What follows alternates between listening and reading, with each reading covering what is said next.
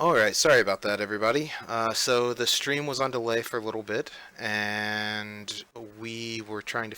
I was trying to figure out things that were going on. So I had a little bit of a talk about everything. I've already explained a lot of it at this point. So we're going to be redoing this point. It is the Winter Miners, Team Random versus Go for Gold. So I've explained a little bit about this draft on a previous thing. I had to kind of mix it up because I forgot to put on a delay. I don't want to affect the team and be calling out things as it's going. So I had to put on that delay. Sorry for those who are watching and had to kind of go back to it eventually. So we have this draft at this point. We got Witch Doctor, Magnus, Skywrath Mage, Anti Mage. Interesting draft. A lot of team fight potential, and then an Anti Mage to go around and push down other towers. We got Sniper, Weaver, Crystal Maiden, Timbersaw. A lot of damage being come out of the team random, and I mean, it's a good idea. The only thing that they're lacking right now is stuns. They have no real stuns for the other team. So if Go for Gold grabs some TPs, they can generally have a better standpoint in this match than they would before. So, you know, um, yeah, I like Go for Gold's draft just because they have the more stunned lineup. They don't even have that many stuns either. They have Cask, which is not that reliable, and they have Skewer. But at least they have something to stop TPs, whereas on the Radiant, on the Dire, they only have the Crystal Maiden. So we'll just have to see their laning potential and see where they come from.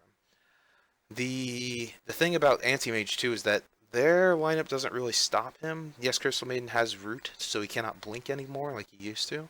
Thing is, though, Weaver has the potential of seeing him with the bugs.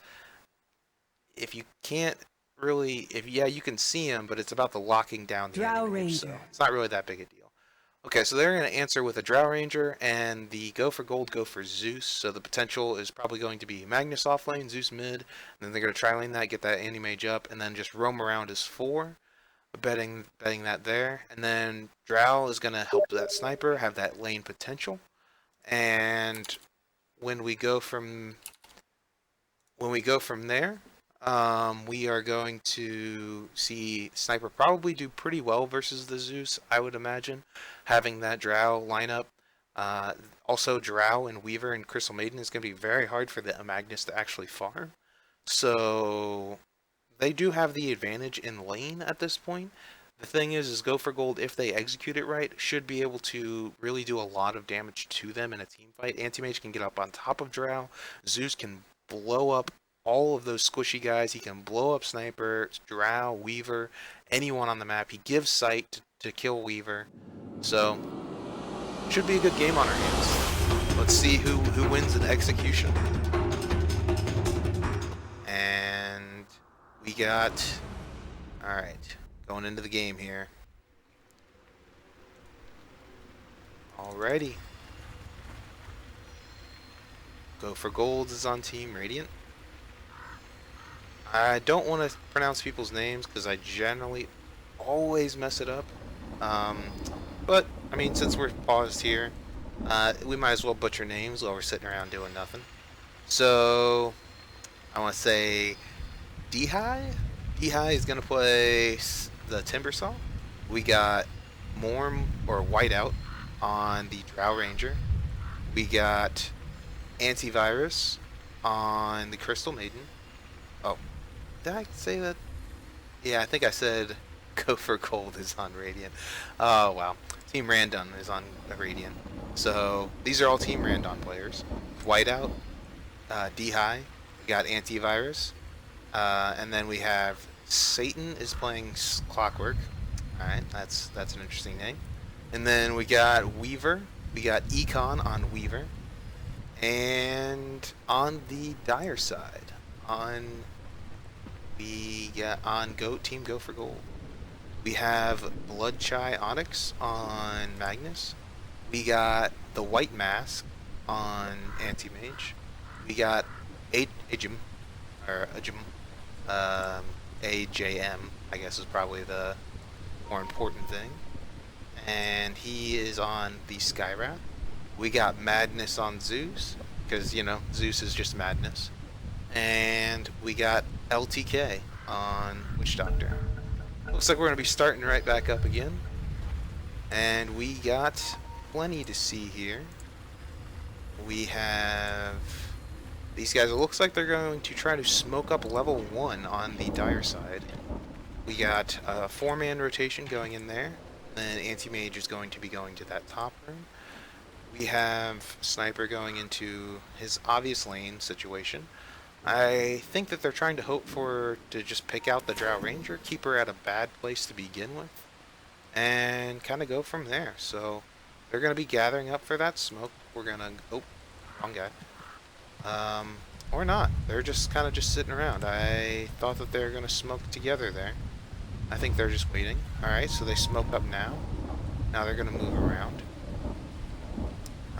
They got Crystal Maiden heading over there, so they're going to be able to pick her off pretty easily. And they're going to go. They're going to go on that Crystal Maiden. And that is a very, very dead Crystal Maiden.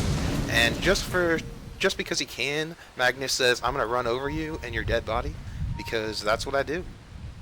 And that's what I like to do. And now they're going to go aggressive on this AM. They know that he has no potential up here, so they're just going to say, alright, you got our bottom rune, you got our drow, we are just going to grab your rune and make sure you can't deal with it. And Skywrath Mage is rotating. They did all of that without a slow too, like, that was just... Crystal Maiden was in a bad spot, and they were able to just capitalize with basically only Cask as their stun. They tried to get the slow, obviously, for Skewer, but they didn't even technically need that. So, very good round 1 for them. Zeus is looking really hot. Being able to have all this regen in the very beginning, great news for him. Something desperately needed when you're going up versus a Drow lineup, and you have a Sniper on the other team. So, it's very good, very good. We got Skywrath Mage putting out that potential already, like I was saying. He's pushing out that Timbersaw. At bottom, we can see the potential of what their harassment can do. Looks like that they're just stacking. Okay. I'm getting worried because all these pings, I don't have that co-caster like I normally do. I'm like, oh god, pings are everywhere. And, alright, Zeus is keeping up with the Sniper right now, as of now. A little tough to do versus Sniper. He can cancel clarities pretty easily, so that lane should be pretty tough. We did see Magnus skewer the Weaver at bottom, it looked like, but to no avail. He has that max move speed ability, so doesn't really put any potential like Magnus normally does. And Crystal Maid's just going to go to the jungle. He says, you know what, I'm going to just farm up. Thing is, though, is she's not doing the jungle incorrectly. How you're supposed to do it is you're supposed to bring that out so that you go out here away from the creeps, and then you stun it, and you are able to right-click it away from all the other creeps. So I'm not sure if she's just not used to that or what, but that's it. Alright, so they're trying to pick off this Timbersaw top, as we can see. Interesting stuff. They're just trying to put that extra potential out on him, make him run around, waste his time. Though, they are wasting their time too, compared to a Crystal Maiden that is jungling, even though she's not doing it effectively. So, there's that. If you need to disrupt something, you might as well disrupt that Crystal Maiden in the jungle. Alright, that Zeus puts me to shame and says, hey, I exist in this lane, this is for me. This is madness only here, and it's madness to go up against me. And Magnus is bullied out of lane, but he gets his empowered, so he's able to jungle pretty easily with his Iron Talon. So, a lot of potential there. Much easier than this Timbersaw is having. He has no regen at this point. He did not come in lane with regen. He just had Fairy Fire and 4-man shield. Interesting idea, because, I mean, you have to have regen to stay in lane. I'm not really sure where he's going there. And Zeus is able to bottle a regen. Wow. Fantastic start for him. He needs this to be able to go up against a Sniper mid, and really forces the Weaver to rotate over there. Fantastic moves. Oop. Looks like they may be going in on top. They find him. Alright, that blast comes out, And looks like they're going to get that stun from that coconut. And they are going to get that last little blast down. And Skywrath is going to take the kill. We got Magnus going back into the bottom, just farming up. Drow Ranger's doing pretty well. Missing some last hits here and there. Definitely missing some last hits here and there. Looking at the difference between Anti-Mage 20 and 14, and the Drow is at 13. Oh, she just jumped up a couple, so 14 and 8. At least she's coming back a little bit. Zeus is losing a little bit, but that's to be expected. Generally, you want to get kills with that, so not too out of the ordinary there. Timbersaw is still level 1 4 minutes into the game. Still level 1. The supports are having some rough times though as well because they're forcefully taking that advantage. They are going to catch him out again though. They see him. Alright, they're going to go in. Oh, nope. They decide not to. They think that they know that the Weaver's there and they're going to cause some trouble. Witch Doctor doing a great move and eating through the trees. Fantastic. Alright, we got Madness is level 5. He's able to kind of bully this sniper out of here. Sniper is actually able to use the magic wand, kind of keep him at bay, keep him at pretty low health. If they have any rotation though, it is going to be just death. And Anti-Mage level 5 versus a Timbersaw level 2, that lane is just 1. Like, there is nothing you can do about that. Drow Ranger is just hit level 5 as well, and Magnus is actually getting some stuff done, being level 3, so having some potential here. Skywrath Mage just needs to find some farm, though. Skywrath Mage and Witch Doctor, they need to be ganking somewhere, because they are still level 1 as well. Having 2 people level 1 is a problem. So, got current gold here, keep that up, you know. Let that show. Go to kills. Alright, we got Zeus. He just hit his level 6, so that potential's pretty strong. We got a 3-man rotation up top, trying to shut down this anti-mage farm a little bit. I don't really think they're going to get much done, though, because they're just taking levels from Timbersaw at this point. Whereas in mid, they're going to get a stun come out, they're going to have that blast, but they missed the arcane bolt, I'm pretty sure, so the lightning bolt just did not have that effect and kind of worried them. Alright, looks like they're having a rotation mid, and I'm sorry, I missed it. They were able to rotate on top of that, getting both supports, having a very bad situation come out of mid now. So now they only have, their supports are only level 2. And they're having to do a lot here. We got Anti-Mage. Alright, she's moving around. She's alright. She's getting away. All silenced out. Not able to use his ult to secure the kill. That would have been big. That would have been big. Alright. Gold. See gold for a minute. We got... Alright. So we got Sniper as at the highest. Makes sense, he just got those 2 kills. And Dyer's doing pretty well, though other than that, the Drow is supposed to really have free farm at this point and is not getting as much as you'd like to see from a free farmer. Oh my goodness. He just comes in, Zeus says, alright, I got this. Oh, and he takes out that Weaver. He says, nope, not today. I'm going to lightning you in the face. Oh, uh-oh, Timber wants some. He wants some. And that Weaver illusion's coming in. And he's going to do a zappy. And... no, he can't turn it. He can't turn it. But it was still a very nice play by Madness. Keeping him at bay. Basically staying at, like, no hit points. And able to come back with something from it. We have Timbersaw. He's just roaming now. Timbersaw is roaming. And Weaver is now the support. Is now the off instead of the support. Craziness. It's okay, Faf. Don't worry about it. I just saw your message. You'll get in on the next game, buddy. It's all good. So, we got... I hope I'm doing a decent job, though. I don't... the gold graph. Oh, God! And now they got another kill. Oh, my God. I'm sorry, guys. And not having one person, only doing this with one person, is a little rough for me. I will learn, though. I will learn. Alright, we got Anti-Mage. He's going for no boots build. He's just going straight for that cleaving item. Jeez, Battle Fury.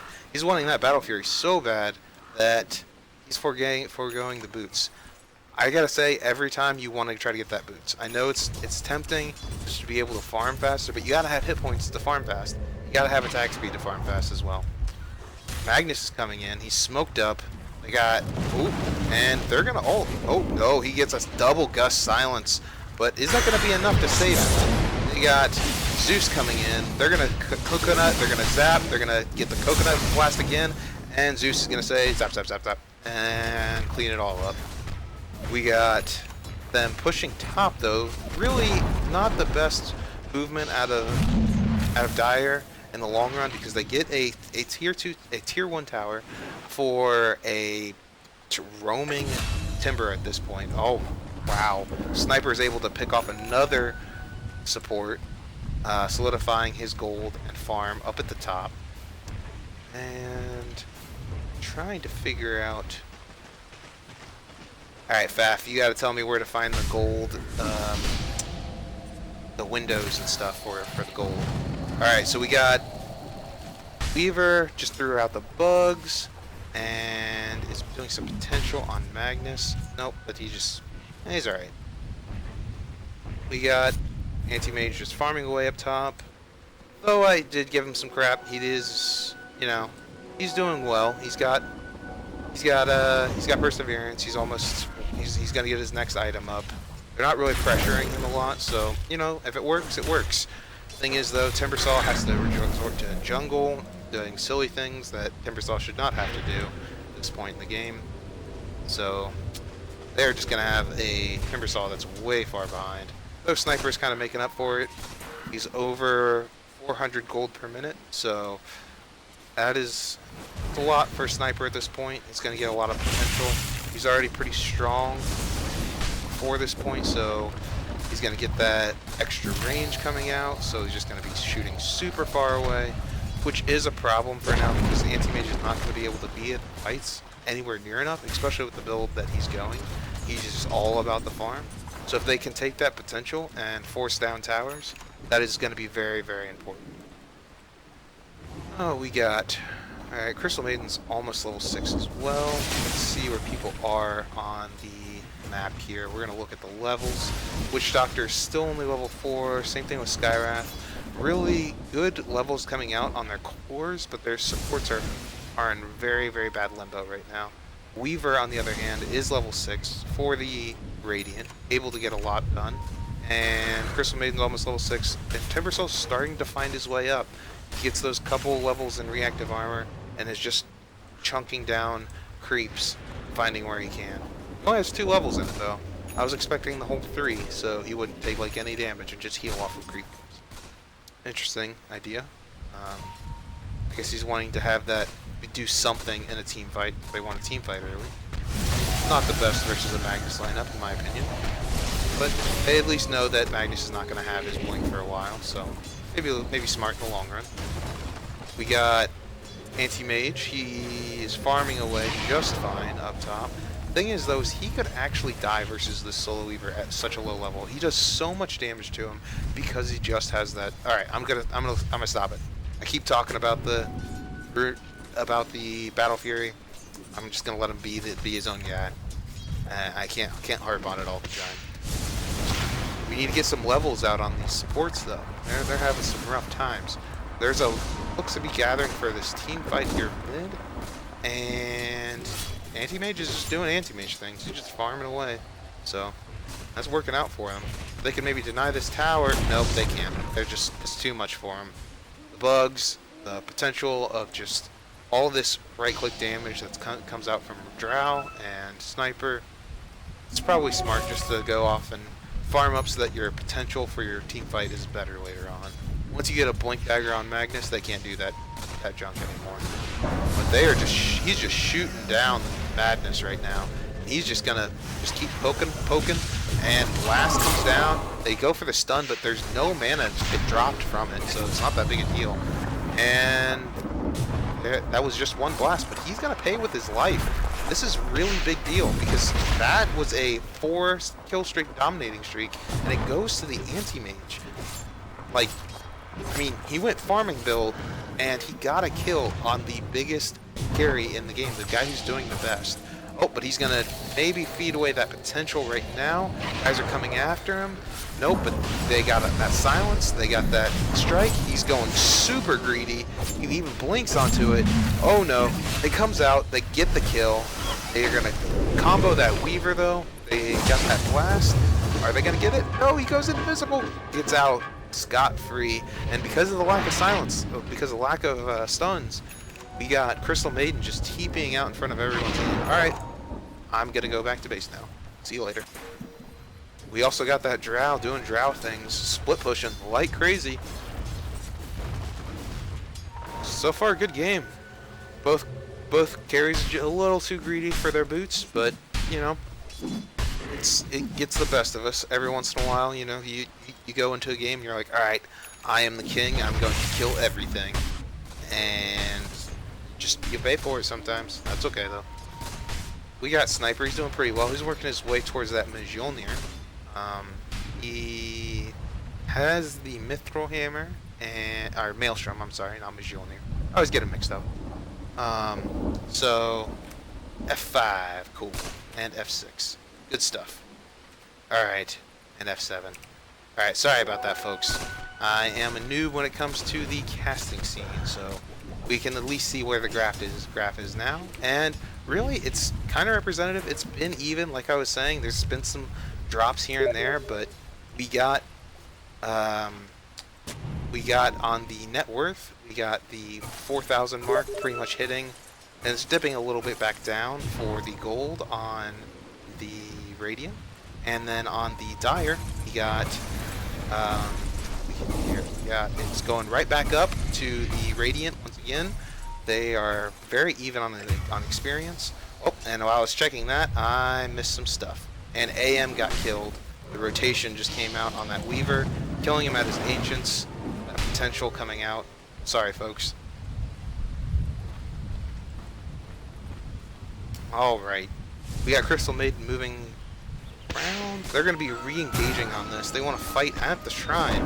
Man, they are getting down and dirty into this. They're going to go in hard here. That potential of what Sniper can lay out on damage, though, with a Drow is just insane. They cancel that all really quickly, but who cares? They got 4 kills in the end. Well, 3 kills because the anti-mage was already down. And they're looking for that 5th. They're going in on that madness. And they don't think that that madness is too scary at all.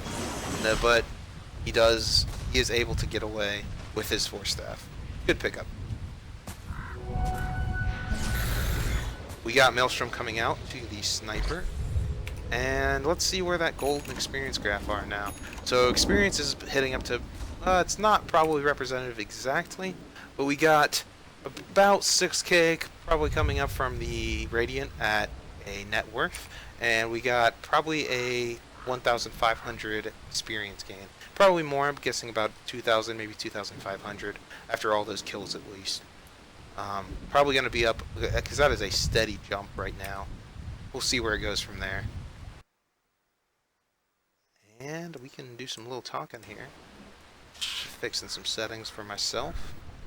Alright, reconnecting here. Looks like Witch Doctor had some minor problems. Alright, and we got Drow Ranger and all of them. The entire Radiant team is going to be pushing down this bottom tower. Just, once again, the Anti-Mage is going to be farming, though, off in the sidelines, so they have to take advantage of what this Anti-Mage is doing.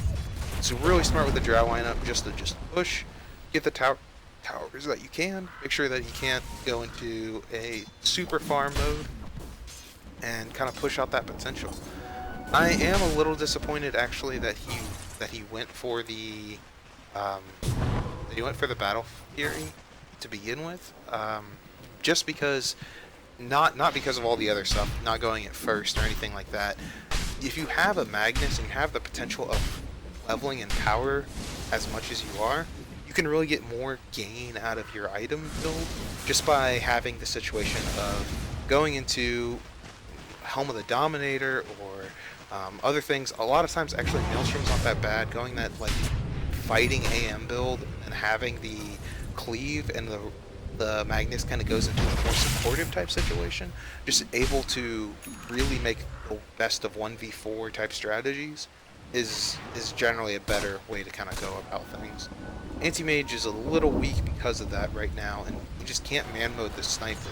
The sniper just he's just chunking him down, and he does take a shot. He tries to do his ultimate, cancels it at the last moment when he realizes he's got that blink. Yeah, you can't really shoot sniper like that with an ultimate. He's just gonna say, nope, I'm not going to deal with that. That Radiant Ward's really paying off, seeing their entire team, the whole team 5-man rotation. Yep, and they catch it out though. They see that he got away for no reason. So, interesting. Sniper's going for a Blink Dagger to come out next. It's an okay build. I would rather just see him get the Pike at that point. I mean the idea of Blink Dagger was when you didn't want to get the Force Staff on your character before because Pike and Dragonlance weren't a thing. And now it just feels like it's a little bit of a waste of time. Oh, not that the silence came out, but the slow did not quite too soon, and they get it with that Coconut. Coconut says, I got you. They're going to be coming up on this Drow. Nope, they're going to all the while Weaver's pushing top. Just that value from that Blightstone, chunking down that tower, able to get it off with Drow Ranger lineups. Craziness. Just the push potential that comes out. You can try to force a team fight though. This dire side is going to be incredibly strong, especially if Magnus. I mean, Magnus has the power on him, so 40 and 40, like 40 and 40 base damage, and then 40 cleave on 40 cleave. Just man, 80% cleave on your auto attacks is pretty intense. With all that damage buff, so I mean, a lot of potential coming out there. Zeus deciding to go for a Ghost Scepter. A lot of defensive items on this Zeus, not as much attacking. Would have liked to have seen something like an Aether Lens come out on him at this point. It's very, very nice to have an attack item such as that, just so that you have the potential of not falling off. All right, they find that Weaver. They get that smackdown. The Magnus says the shockwave is going to take you out.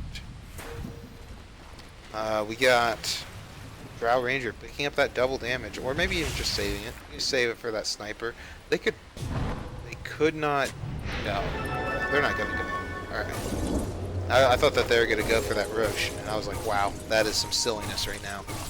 All right, well, but they're pinging it out. I guess the Dire want Roshan, or they're trying to look to see what's happening. Nope.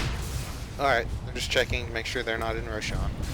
All right, so the crafts are going a little bit down. They're getting more even again. This game has kind of been a side of evens so far. The cask is bouncing around doing some work. You know, just keep people annoyed on the Radiant side. Classic cask. Wow, and Zeus is going for a Yules as well. Just all defensive items. Obviously, it does help your mana and helps you stay alive, and that's the more important thing. Is, you know, keeping your mana up, keeping the ability to cast. But they're going to see that ward, and they're going to want to deny that. Sure, they're like, all right, we want that juicy ward. Meanwhile, Magnus has had his blink for a little bit, so that has become available. Drow gets that Force Staff. Gets some good items up on Radiant and Dire both. The Blink Dagger has come up on the Sniper. I don't like this. This doesn't help him out except for movement. And if you get that teamfight potential already, that jump that you can already like almost guarantee, then like you have to be Johnny on the spot to get that blink off. Not saying that you can't, and it could be very, very useful. Just not as useful as what a Force Staff can do for your other teammates, because you're already going to be super far back anyway. Wow, Timbersaw going for a mechanism. Alright, they're wanting this. Decide not to commit the RP for it. Wow. I realize that this can be a build on Timbersaw, but I'm not a fan of the mechanism. It's not, you need all your mana to do damage, so if you're gonna have that mech, you're missing out on a lot of potential damage that you can be doing, and then you're missing out on what the hero's purpose is, because he doesn't have slow, he doesn't have stun, so why would you mech? Alright, they get a smoke, and they're gonna pick off this Crystal Maiden once again. Really, kind of the worst thing to happen when you run into a smoke, besides not getting anything. And they see the potential of them trying to Roche. Maybe gonna rotate on that. No. Sniper's just gonna poke that Zeus, and it's a big poke. And it's really hard for freaking Sniper. 200 damage already for a right click. Insane. A lot of potential. A lot of potential. Anti-Mage doing Anti-Mage things, though. He's got that Manta style. I gave him crap for it before, and he is just pushing like a madman now. Oh, and that that RP comes in, he pulls him back. He says, not today. That ultimate comes out from Zeus, takes down the Timber very quickly. They silence up the Sniper, but it is not going to be enough. Oh, the blast! Oh, the little right click, and they get him. And Crystal Maiden gets away. Zeus very low. Drow's wanting to get this. Jumps up, gets the gust, gets the frost arrows, and takes him out. But Anti-Mage this entire time is attacking tier 3s, getting a lot of chip damage, having a buyback come out even from... like... Okay, Skywrath bought back. I'm a little confused on that one. Maybe he thought he could save someone at that point. Interesting. We got Anti-Mage though. He's just doing his farming. He's hopefully gonna get a basher here soon. If he can get a lucky bash on one of these carries and just knock them completely out, I mean, obviously that's a lot of value. I'm a little worried about his potential for actually getting around though. They don't have a lot of lockdown, but he doesn't have a lot of tanking items either. Obviously, you can go into the whole Abyssal build at that point, help yourself tank. I would actually like to see the ability. I mean, he's already got the Skull Basher, so what's done is done. Gives him a little bit of tankage at least, and you can get lucky. So I'm just not a big fan of the luck builds. I'm more of the guy who's going to go in hard and stay for the action, not for the risky action, but stay for the hardcore. I can outplay this guy action. They see that ward though, they're going to deny it, and wow, Anti-Mage gets gusted immediately, but nothing really happens of it. They get that blast, they RP him, get him in there. That Anti-Mage is going to go down though, and Sniper's just going to clean up everybody, and there goes that Chakram out of nowhere. Blast comes out, and wow, the power of a Timbersaw when he comes back is incredible. Gotta focus that Sniper, fellas. Gotta focus that Sniper. His potential was just poking you in the back. I know you want to get that Drow as well as you should, but you gotta have someone get on top of the Drow like your Anti-Mage, and then have the rest of the team just collapse on that Sniper. Because he is just too far to go. Weaver's just getting the tier 3 down, chunking it down, gets it down. They're able to get these shrines now. Bad things are happening for this dire side.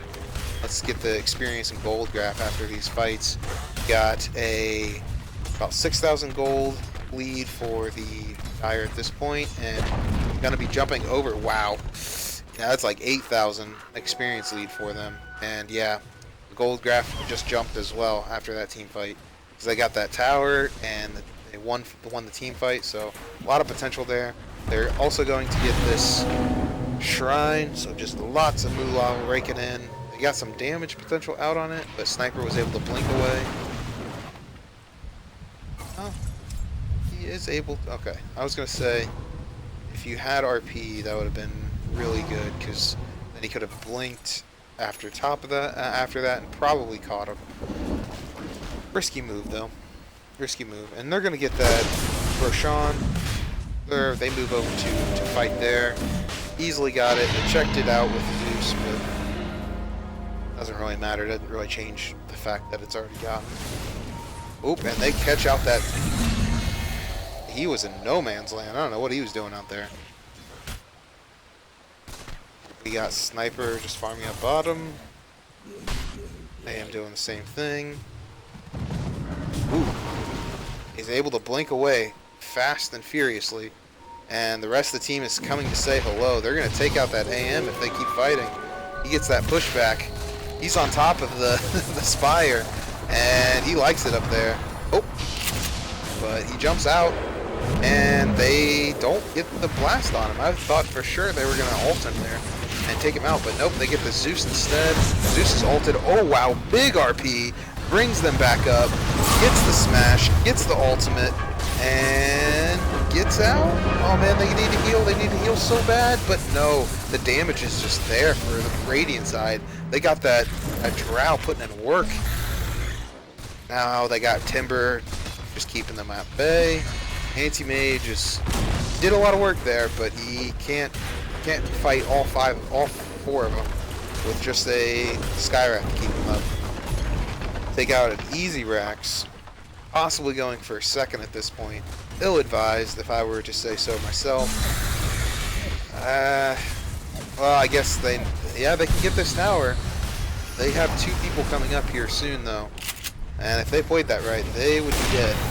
Oh, but Skywrath Mage is going to get caught out with that ultimate. Zeus smacks him down with some lightning. Says, get out of here. I don't want none. No, you don't need none. So Drow's going to take out this Rax here. Wow, just a lot being done for these guys. Satan's pushed back. Oh, they gets that lucky bash. He gets that. Oh, and the lightning comes out. And that is a lot of damage. And that's what I was talking about, folks, is that, yeah, that was good play. Oh, God. Timbersaw just massacres his health. That Magnus just had health, and then he didn't. All that mana drain, though, coming out from AM. Easily able to put some work on this Timbersaw, but he decides not to. He's going to just farm. Why are you farming, man? You got this potential kill him. Yeah, yeah. All right, there we go. We got that. We got all of his mana out. He's got that mana once again since he went Greaves. Still not a fan of this at all. Oh God, but Weaver's there. Weaver's there, buddy. Oh, but the silence comes out. Oh, keep fighting him, keep fighting him. Oh yes, got it. Okay, good. All right. Looked like a rough interaction there. Graph is actually dipping down. They did have a ton of gold and a ton of experience there, but because of that team fight, leveling it out, it's able to come into their favor. So they got that at least going down towards the dire side at this point. That's a risky point to be in, because even though their lineup is very strong, they have AM to kind of keep it on balance. Give a lot of potential for what this game is. We got we still have, you know, just if you have someone in a 4 protect 1 strategy, yes, they have multiple heroes on the Radiant to keep them alive, but you can feed that AM, especially if someone could get him a moon chart at this point, he would be on a whole new level. Obviously it's very hard to do that, though. There's not really anyone else on the team that can farm except for Magnus. Magnus just needs some items himself. He needs to be able to exist and have some type of potential, so they don't just focus AM every fight. You gotta at least do some damage to tank, because then people will just ignore you after you use your stun.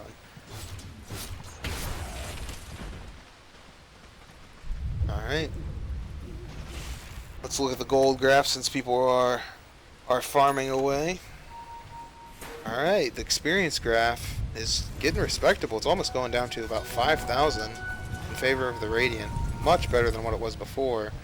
And still the gold graph is very, very high. Not to be surprised. I mean, they did take so many towers over the last 4 minutes. They took towers and racks. Just so much stuff. So it looks like they're going to be trying to go in on this Crystal Maiden. They're going to be taking out this down here, but they jump on top of that. Oh, he uses a RP for that Crystal Maiden.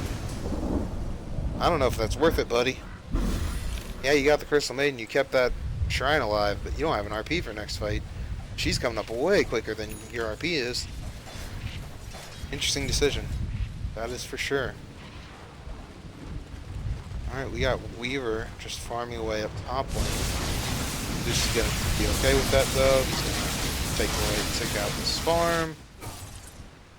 Get some much needed levels and gold. He's going to hit 18 soon. Very important level for him. What do we got here? Anti-Mage is highest on that point right now. The gold per minute is still for the Sniper, though. Sniper does have quite a bit of farm. Able to have that Mjolnir now. Just a lot of potential coming out. Oh, God. And he just takes out that Weaver. I did not think that that was going to happen. He got that Abyssal, though, and just smacked him down. Said, nope, my house. My jungle. Get out of here. Alrighty. And they're seeing some life here. They're seeing some life.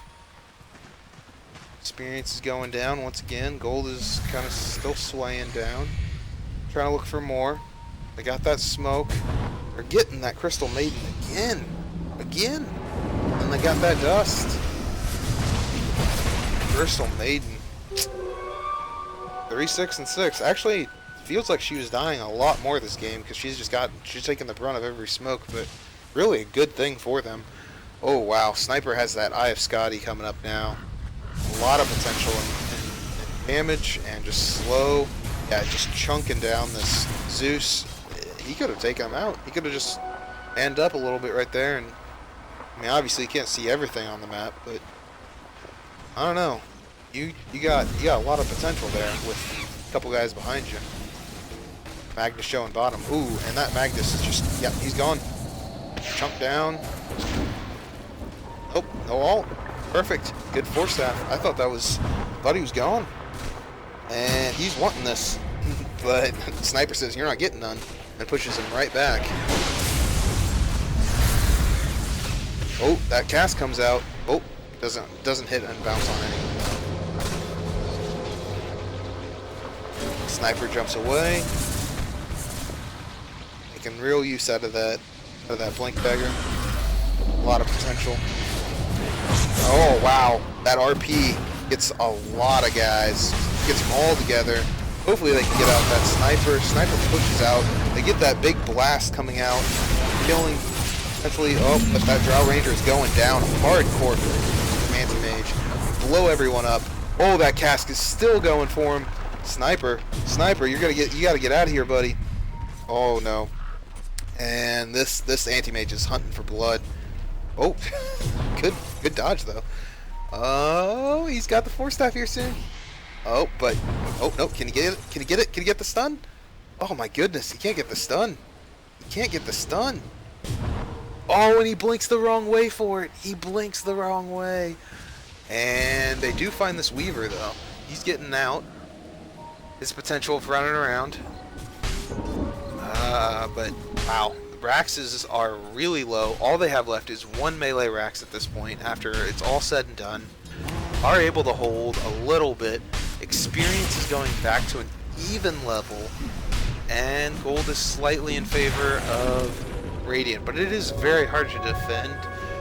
I mean, one Rax is just it's hard to pull back from a game like this, especially when you got a Drow lineup. They can just have anyone put a little bit of potential on it, and it will come out much stronger for your side. I'd actually like to see a Linken's before this Ag Scepter on a Weaver. Just the potential of what you can do with that is much better, because you can ignore the silence that's coming out on you, or even a AM ultimate with Mana Void. Yes, you can get it canceled really quickly by Skywrath Mage, but his other abilities, or Coconut like doesn't even cancel. If they're on you, it still but still bounces. It just doesn't affect you the first one. All right, well, Weaver's just gonna farm aggressively here, and Zeus is thinking about just zapping everyone going in. They're just farming this jungle aggressively on the Radiant. And the Dire are grouped up. They're a little worried. They're not going to go too heavy on them. Really, they need to fight on high ground. Maybe they're just doing some... Yep. They get caught. Oh, they're going to get caught here. Ooh, God, Skywrath just gets chunked. And he doesn't have dust, and he's gone. Bugs eat him alive. 2 right clicks with some bugs. It's a dead guy. It's a dead guy. Alright. Weaver's getting closer to that Ags. They got Pipe and Greaves out on the Timbersaw. Blink Daggers on Drow and everyone. Just have that potential of moving around. Yeah, if they get time it right, if Zeus can ult, cancel their Blink Daggers as Magnus jumps in. I know you want to get that damage potential with the Aether Lens. It's just incredibly strong to have. It's just not the... You don't necessarily need to have it like that. You just need to be able to make sure that they're all together. And they stand all together a lot. So... Hard to do that though with the Sniper being where he's at. Oh wow, they get that stun on him. They blow him up. He is not staying today. Oh wow, they get that. Oh, they ult the Timbersaw. They say he's out of here. And they get behind him. Weaver's going to be taking the racks. Oh, no, he's not. He's going to get that stun. Blows him up. Weaver and Sniper for a Skywrath when it's all said and done. Though they did get the Timbersaw away, so, you know, the Radiant are able to get something out of it. Going for that Roshan. Going to be hard to really contest that, even though they're down 2 players. They don't have... Sorry, excuse me. I'm working on, like, no sleep right now. I need to get coffee in between these games. So, we got Magnus. He's got his BKB finished. He's able to push out the lanes pretty decently, but they just can't really do... They can't really check Roshan at this point, because they're always pushed out. They can get over there right now if they could just check it, just see where they are, and hopefully get some potential. But no, they're going to get a free Roshan for this. It's gonna, hopefully they're going to think twice about pushing at this point. Free Rosh is not what you want your enemy to have. Get out, fellas. Get out. See if they can. Alright, we got Drow Rangers just chunking away some damage. That's fine.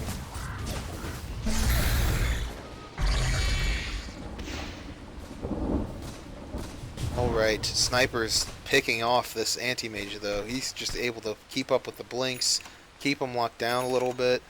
Though anti-mage is getting really close to his ability to just dodge away from it. And he's going for Daedalus. He's not even thinking that the anti-mage is going to get a butterfly. And he's just probably just going to buy it straight up just so that they can't work on their BKBs before that happens.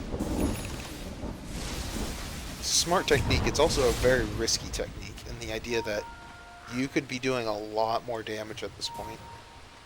So... and you can sell he can sell his power shreds as well. So if he sold his power shreds, I think that's the play right now. You know, yeah, you won't technically have buyback at that point, but you would be very close. You'd be very close, and you could just farm it out pretty easy. All right, so since the action has calmed down a little bit, and I can hold my voice for next game a little bit here. We got 5,000 XP for the Radiant once again. A little over 10,000 for gold. Makes sense. It's kind of where it's been at since their towers have been knocked down. It's really hard to farm over top of a team, especially when you're getting less in gold for like everything. So hard to make that happen. Turn into a seal there, my bad. Okay. Oh, he's going in on him. He is getting some stuns too. And blast. That ultimate comes out. Not gonna really kill him though. Silence. Now he's out of mana and just doesn't do the damage. Kind of a wasted ultimate at this point. That's not too bad of a waste. Oh, yeah. I mean, they're going to get this tower without that. They're going to get this Rax. You get the Silence, but the Silence is on the wrong creature. Oh, but the Blast come out. It's too much for him.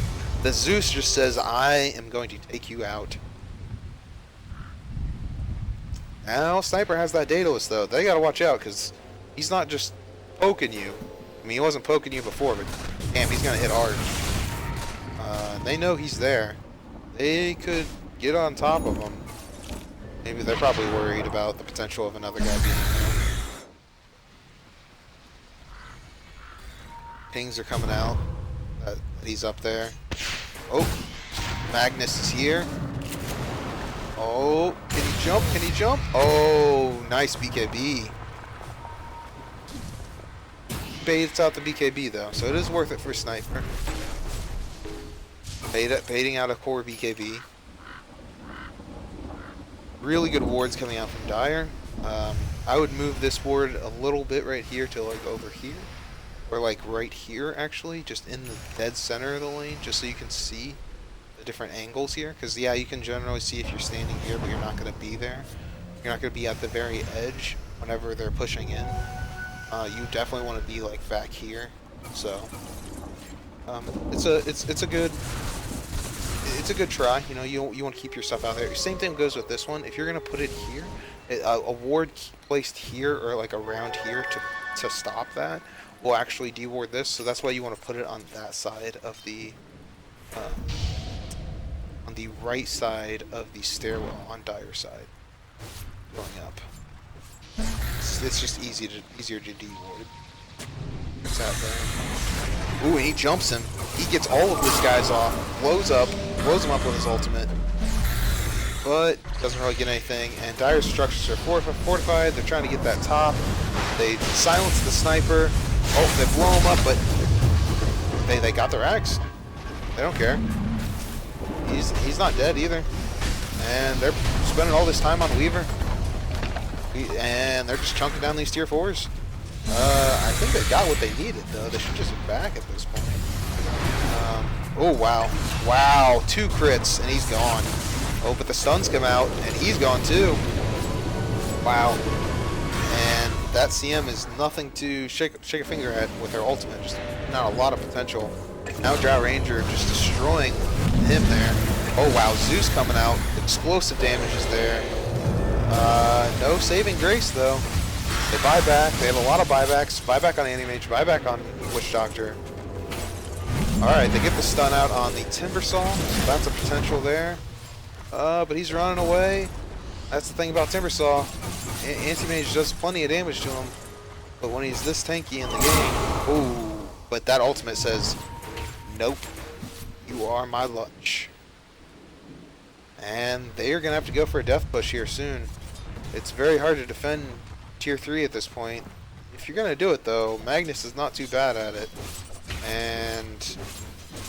Alright, you've used your buyback. Sell your boots. Get your item. Just do it. Eat it. Yeah. There you go. Oh, he goes Moonshard. He goes Moonshard. Okay. Risky move there, Cotton. We'll see if it pays off, for sure. That is a... Yeah, you get the more attack speed, but... You're not... This game isn't... You're not wanting it to go much later. And... I mean, you can always get the Moonshard later and just eat it immediately.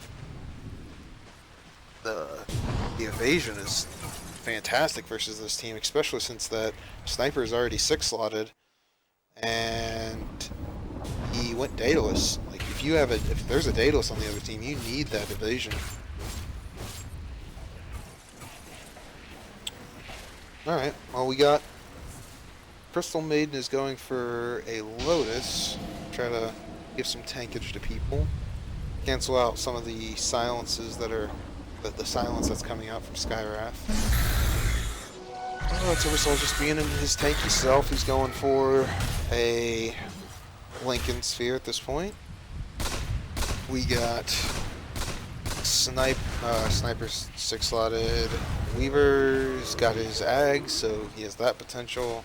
He's now going into Boots of Travel. He still has no way to get rid of silences. Like, if you can't use your Aghanim Scepter because you're silenced, it's not good. Like, you can't just depend on your Crystal Maiden to save your ass all the time. So, save your butt, sorry. But you know, each his own.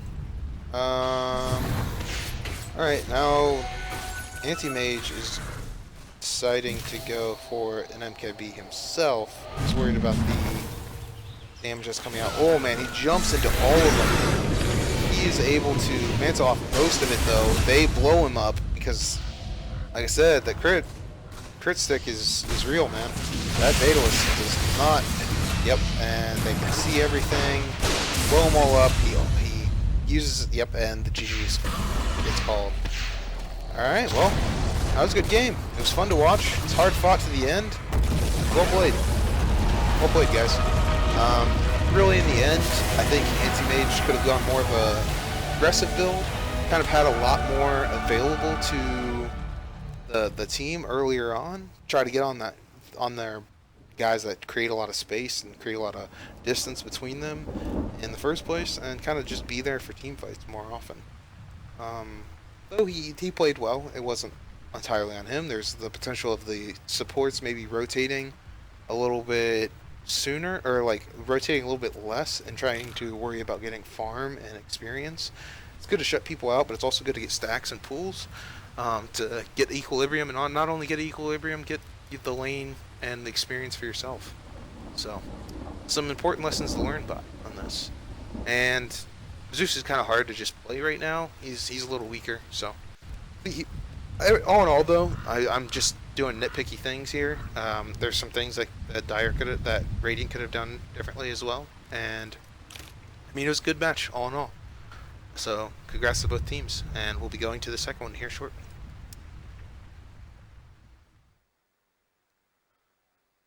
And let's see if we can get my buddy Fafnir in here.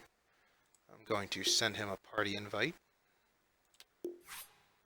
And going to jump on the old Discord while we get in between games here.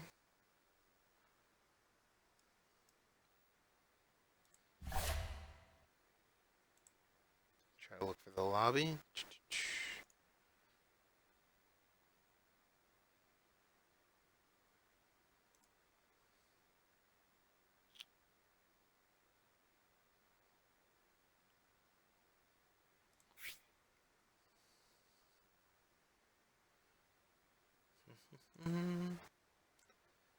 It's fun games though. Good game to cast for sure. That was entertaining.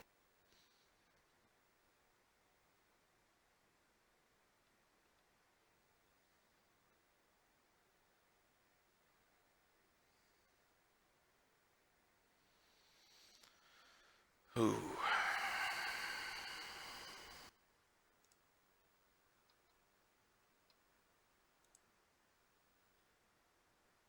Hopefully get to the next game here shortly.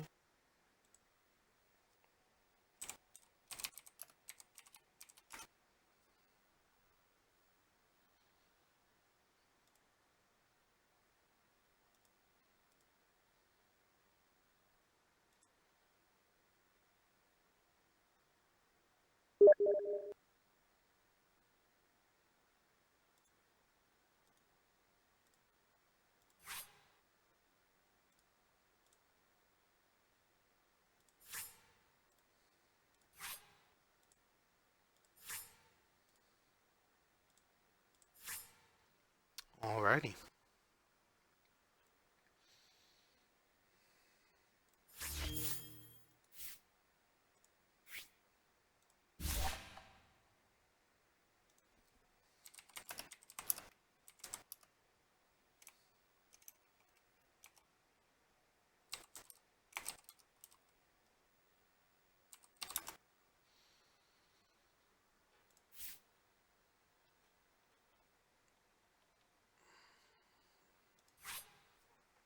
Well, how's everybody enjoying it? You guys enjoying the cast so far? Let me know if there's anything. Oh, Jeez. And I knock out didn't knock out the stream.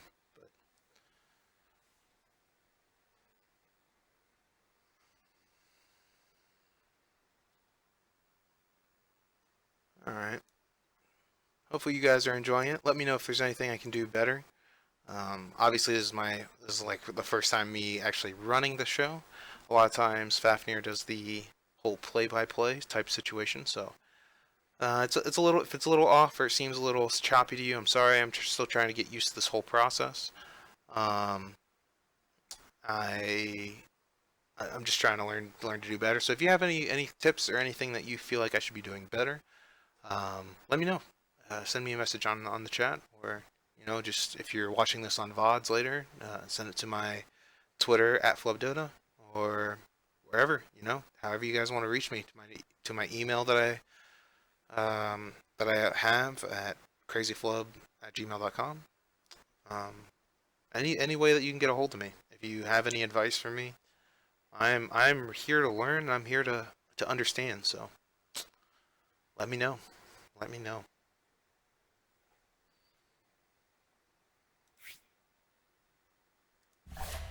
Soon we'll have Fafnir up, and hopefully this lobby will be up here soon. And it is. It is up. And hope it's the last password I used. It is not. Okay.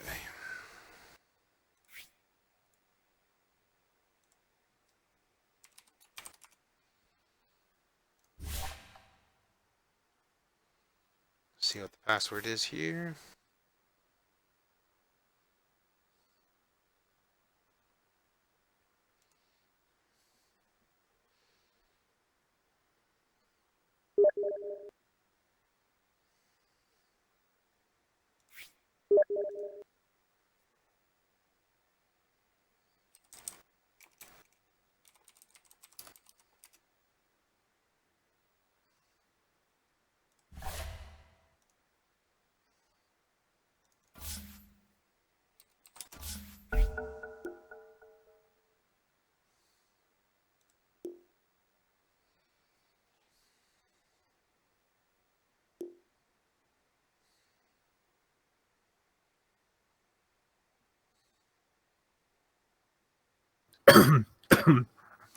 Hello.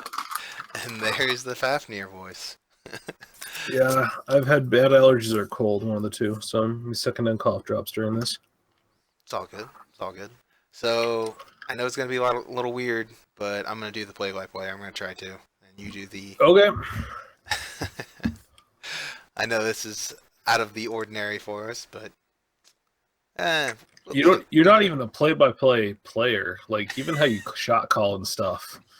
You're like you get metaphysical about items sometimes. I do. I do get metaphysical, but that's okay. We got. Oh wait. I won an offlane Zeus game. Nice, nice. That's always fun. Yeah, that's what I was doing, thinking that it was 8:30 my time that this started.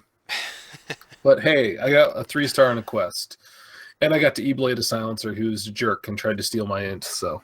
Wait, you got the 3 on Zeus?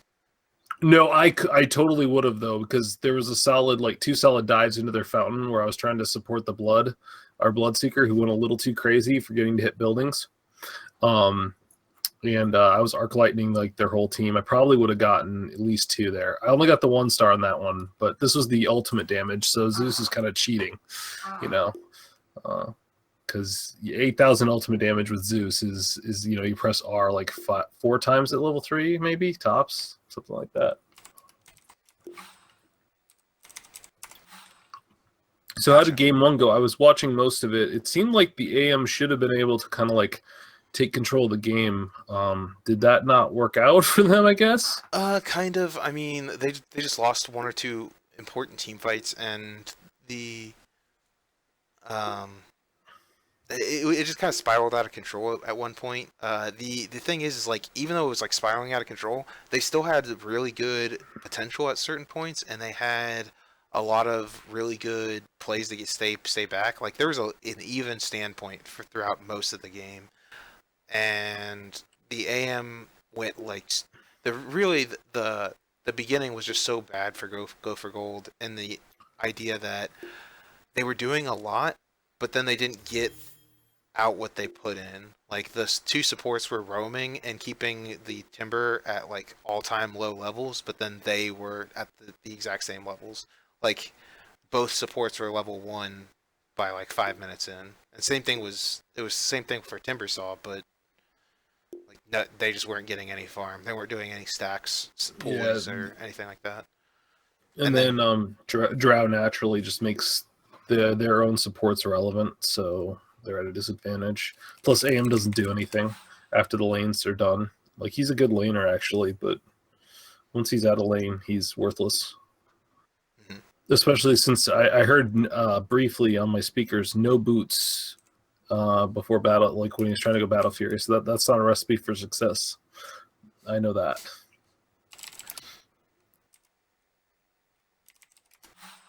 Well, that's good. I'm glad that they see. I just thought the AM was going to hit that critical mass where he just blew up a hero every time, just like or just split push a whole racks down while they tried to push. But sounds like they took like too many fights went the way wrong, or one fight because it is a drought lineup, I guess. So you lose one fight and your racks is gone. Right. It's not letting me hit. It's not saying it's watchable.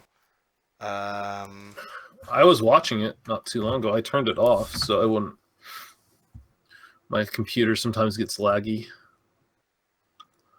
Uh, I have to give someone my admin rights. What? What the? All right. I see the stream on there, man. Like the stream is up. Yeah, the stream's up. Yeah, no, no, that's not it. Um, Oh, you can't ticket the lobby yeah, I can't ticket. because one of the like that means that's because you haven't been given the ticket or admin rights, so you can't ticket it. They told me that I do have admin rights.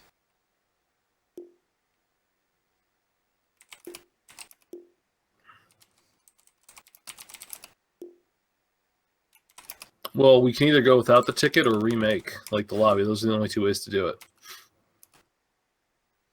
Um, yeah, I can't ticket. I could leave. Yeah, if you leave, it'll make somebody else the lobby.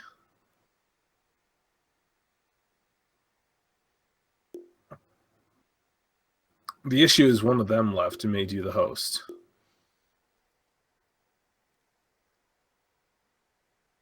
Okay. Yeah, that's. You can complain to us about us the casters delaying it, but it's one of them guys left because you didn't make that lobby, did you? No, someone made me the lobby. I was like, oh, okay. And then I was They trying to left. switch it. I was trying to switch like the lobbies, and it was only letting me go to 82L season 12 because I Yeah, can still do it's that. good. Yeah, you're not a captain or a caster set up for the minors, so you can't put it on the ticket yet. One of Right. them should be able to do it.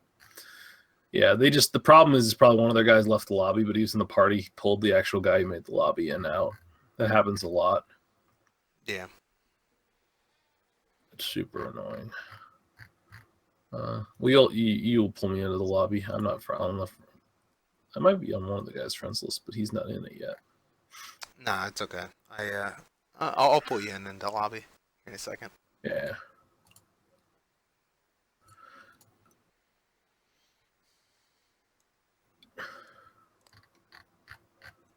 No, the first game was interesting. Yeah, the no boots thing was killing me. But I mean, on the Dire side, there's some. I mean, on the Radiant side, there's some interesting choices as well. Like um, CM wasn't utilizing her farm correctly in the jungle. She was like freezing the big creep and then standing next to it, like in the creep camp and auto attacking stuff. So her Oh, health was going yeah. down really low. And I mean, there are some And mistakes on both you can't sides, really stack then, so right? yeah. So it wasn't like it wasn't that either team like had obvious things that were hurting each other that bad. Like they both had mistakes here and there that Yeah, yeah. Didn't. Oh, I That's just Dota. created a lobby. Oops. Yeah. There we go. Yeah. And now I don't know the password again. All right. The Have you been watching any of the Manila Masters qualifiers?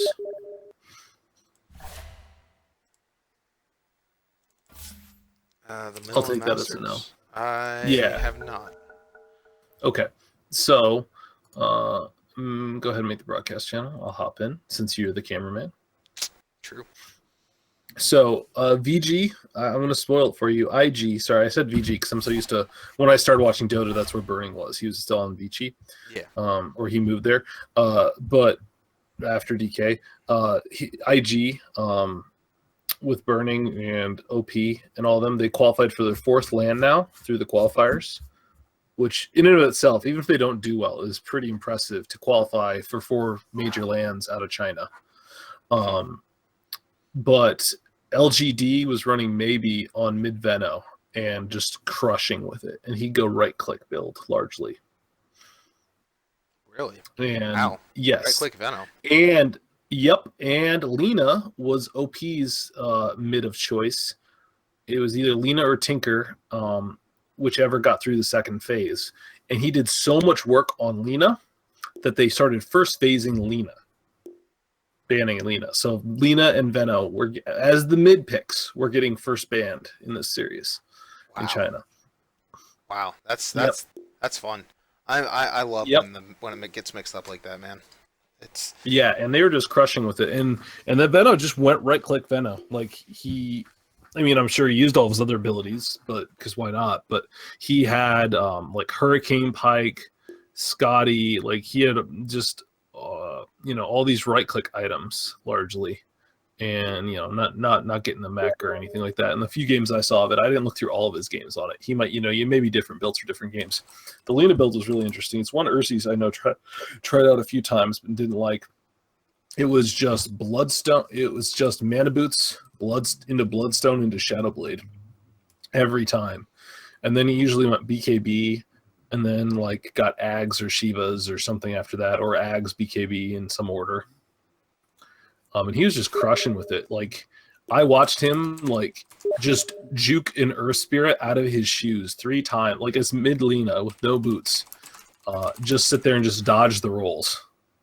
man.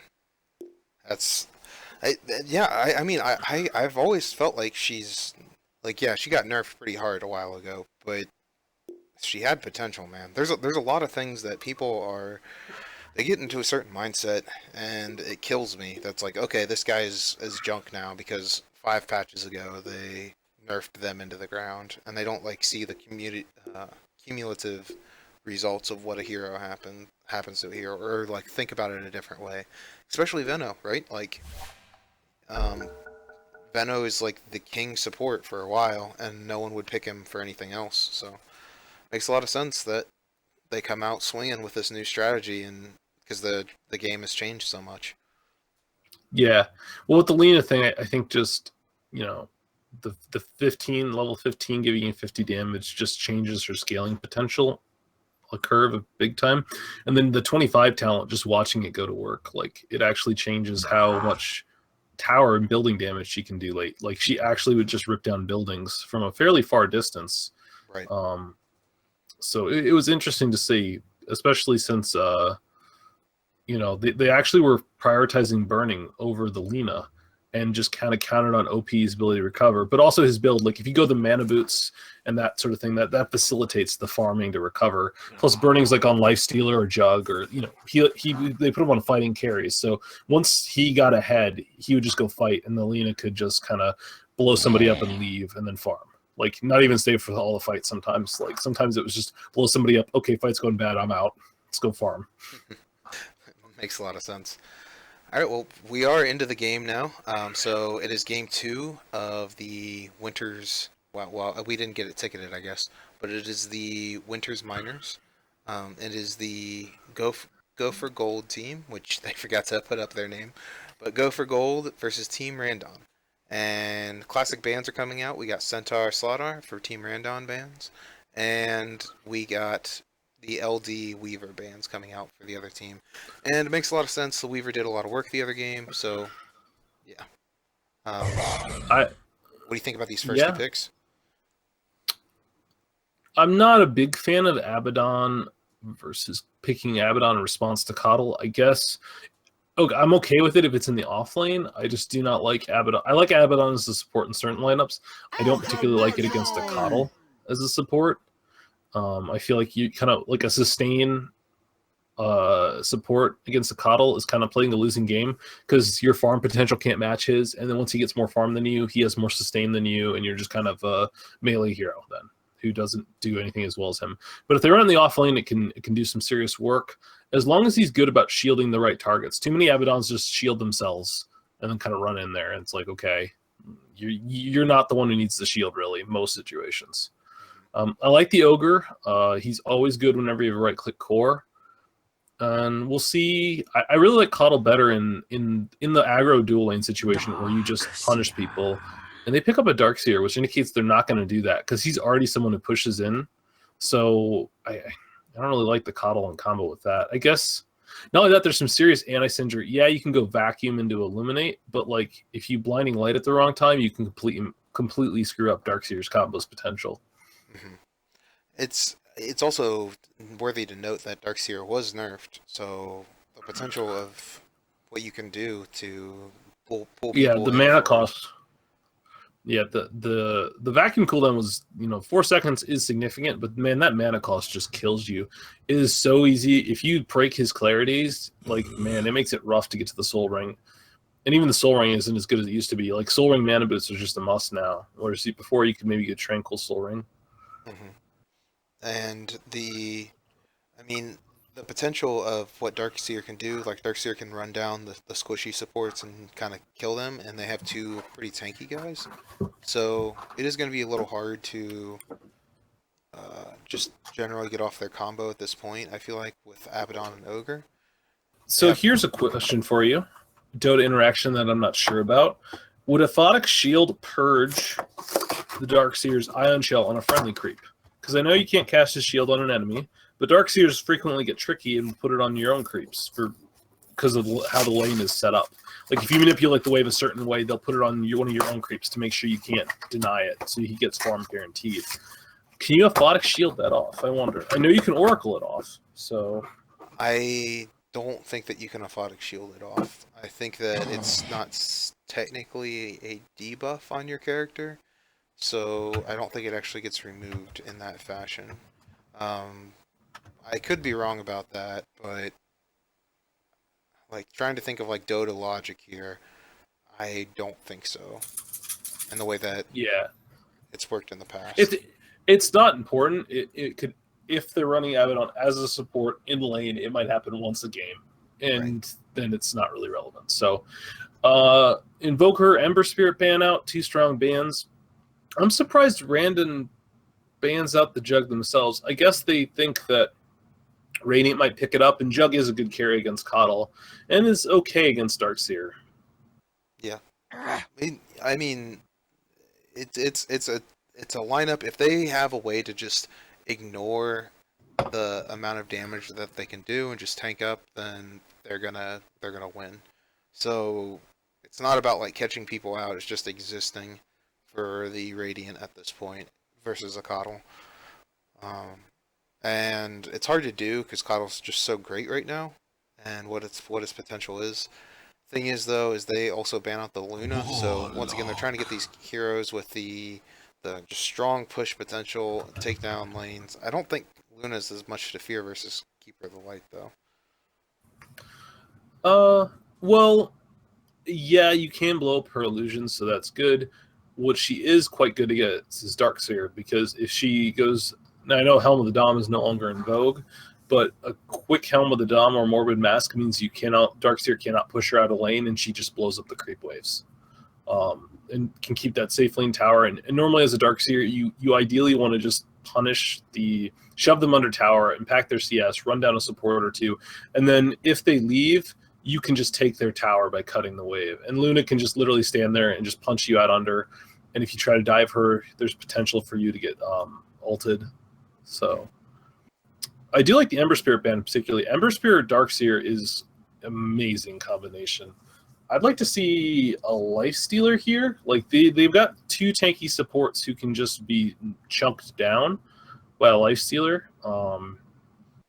Not to mention, Life Stealer is, well, not the best versus Warlock. He's not bad, especially given that he can escape. You know, if you get ulted upon, he can easily hop in a creep if one of your creep waves near. And just, you know, I think you just, if you're going to commit to a Darkseer, you have to have Ion Shell targets to make it worthwhile. Like, his combo is not enough. Like, the combo comes on too late, and it's also too easy to mess up. Mhm.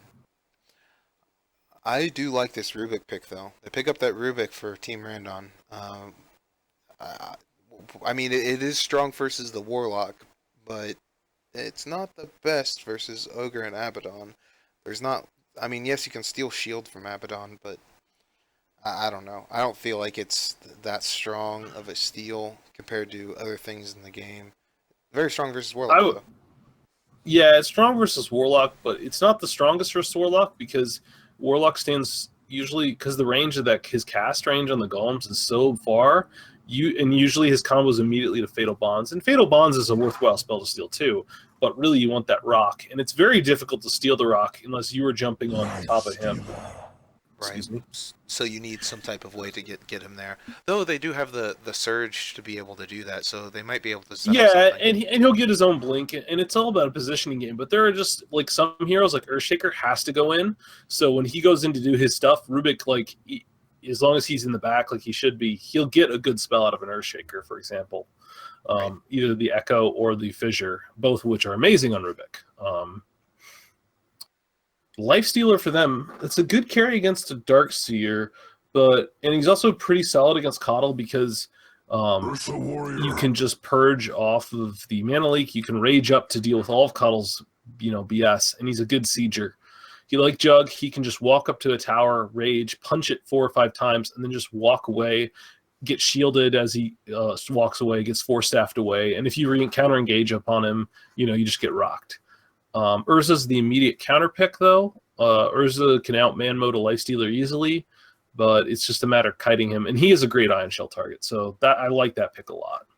Yeah, it's very strong. I was gonna say that Ursa was one of the strongest picks in the pool at this point. Just his potential lately in pubs I've seen, at least in NA pubs, has been insane. And you're picking a lot of tanky heroes now anyway, just because it's a very strong in the meta, and a lot of times you will be looking through a draft and you're like, okay, well, we have it's really hard to deal with us. I don't think they can pick anything. And then all of a sudden you see Ursa on the other team's like, wait, all of us are melee, and we have no way to stop them now. So, Yeah, he also gives their lineup something they were severely lacking. None of their other 3 heroes could do anything to a Roshan. Similar, Abaddon's actually okay at Roshan, so is Lifestealer. So, like, normally I'd say Radiant would have the advantage in being able to secure Rosh relatively quickly, especially if they, were to pick up one the Desolator on Lifestealer. But now Ursa gives them, if you give him a free minute at any point once he has the levels, he can just go take Rosh and then blink out or TP out, and there's not much you can do about it without being incredibly diligent with your warding. So they ban out the Viper. I'm not sure about that. Like, I think Viper's a good solid ban, in my opinion. Though the way that they're going to lose this is having some type of CC on the Lifestealer. Tinker. And with the ultimate, you could keep him locked down, keep him slowed up, so that Ursa can just beat the crap out of him. And I mean, Tinker is a very solid pick, though. So I mean, they still get someone that's a very strong mid and hard to deal with. So you pick the Storm here, right? 100%. Yeah. They have nothing to deal with the Storm. If they have a Storm player, I don't know these teams super well, but a Storm here could just go rampant because at a certain point, they have one form of CC. Like, and yeah, you can get a Hex or an Abyssal. Even Kato can farm up a Hex relatively quickly once he gets his Ags if you give him space. Or Darkseer could potentially, but like, there's just nothing. If you don't lift and kill him in the duration of the lift, he just zips away. Yeah, and the only way that they're going to get anything is a sheep on Tinker. and that's not coming forever. And he's going to be crazy powerful, and then by then you have uh, a BKB anyway. So Yeah, and they go with the puck instead, a different delivery mechanism. Not one I particularly like in this circumstance because she is so squishy that she's very vulnerable to Tinker just taking her out of the fight by just one laser, one rocket. Then Puck has to leave. Puck has no HP to like even survive a stray Ion Shell or a stray Coddle Blast that hits them. Um, it's going to be a lot riding on the puck just to exist in the game and be a good delivery mechanism, like you said, to a Tinker. And if you're depending on a Blink working against Tinker, it's it's helpful for sure, and you can keep them out of the game a little bit. It's just nowhere near as helpful as what Zip can accomplish. yeah, exactly. And excuse me, Don't die on me, Faf. Don't die on me. my throat's just dry. That's all. And the other interaction you can do is with Product Shield, since it blocks, you can use that to get off a blink sometimes, but that's tricky to do. Yeah, yeah, that's true. You do have some type of potential to keep them alive with Abaddon as an offlaner, and having the whole Warlock heal on her as well, because pretty much Ogre and Lifestealer can exist without it, and Warlock shouldn't be in a dangerous position anyway. So it could work out for him. I see the potential, at least, and Puck still has the explosive damage to deal with a Coddle if they wanted to go that route too, and they can kind of farm up off of their weaker supports that are able to be blown up. What do you think of the Tinker pick in general? In general, we talked about it, but we didn't really discuss how it fit with their draft. It does answer that they can have someone to go back and like split push for them. I would rather see someone else though, because like you can do that with Keeper of the Light. Like keep the and Darkseer, right? Right. Well, the thing about Keeper of the Light is that you can have someone TP back to base and stop a push, and then Noddle just brings you right back with his ultimate. Where Tinker, I mean, that's what he does. He goes back and forth. So you're not really doing as much important things as you could be. You're not getting the most bang for your buck. Tinker is a really good hero, though, so it's hard to argue. His lane potential is just something that you can't beat another hero with. So there is that, and there's something to say just for winning lanes instead of having a cohesion that's... Yeah, for sure. What I would honestly do is I would have the Ogre just sit there and just make the Tinker miserable. Like, if you just ignite him at level 1 and just walk at him, you actually can't do anything to you. Good. Yeah, it's true. They are just going into normal lanes, no smokes like they did last game. I'll be right back. I'm grabbing some water. This soda is not working for my throat. Okay, that's cool. Alright, so we got Abaddon. Actually, it looks like they're going an aggressive tri-lane. They're going to do Ogre, Warlock, and the classical Lifestealer. Interesting lineup that they're going to go try versus try with a Ursa on the field. He loses. He loses that matchup. Lifestealer can man up against everybody in the game except Ursa. So, or possibly Monkey King too. He's been nerfed quite a bit at this point. Sometimes there's a potential there. If you have a couple stuns, he can chunk the damage out. So there is that. And alright, no surprises here. They're just gonna get the easy runes, exist, and kind of go from there. Having a Abaddon versus a Darkseer as well seems pretty painful. They were able to see that these lineups were where they were. I guess they're thinking Abaddon can't go against a Ursa no matter what, so we might as well throw a tri-lane at him to kind of counteract that balance. You gotta just have him sack and go into the jungle at that point, though. If you feel like that was gonna happen, go into Iron Talon and kind of farm up where you can, because he's not going to get any farm versus a Darkseer either. And Darkseer's going to get plenty. Oh, it looks like they're going in on Rubik, but that, I mean, Ursa gives the potential of pushing them right back out. And Keeper's going to be stacking, probably doing stacks in the jungle, two-manning it up here for a little while.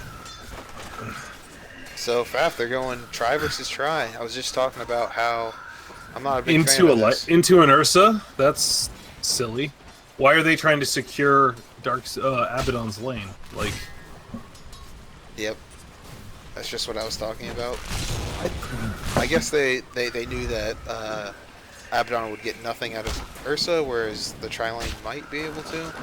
A little risky though. I would rather see Lifestealer get some farm. Maybe they're just saying Lifestealer's not going to be as useful as we wanted him to be in the beginning of the draft.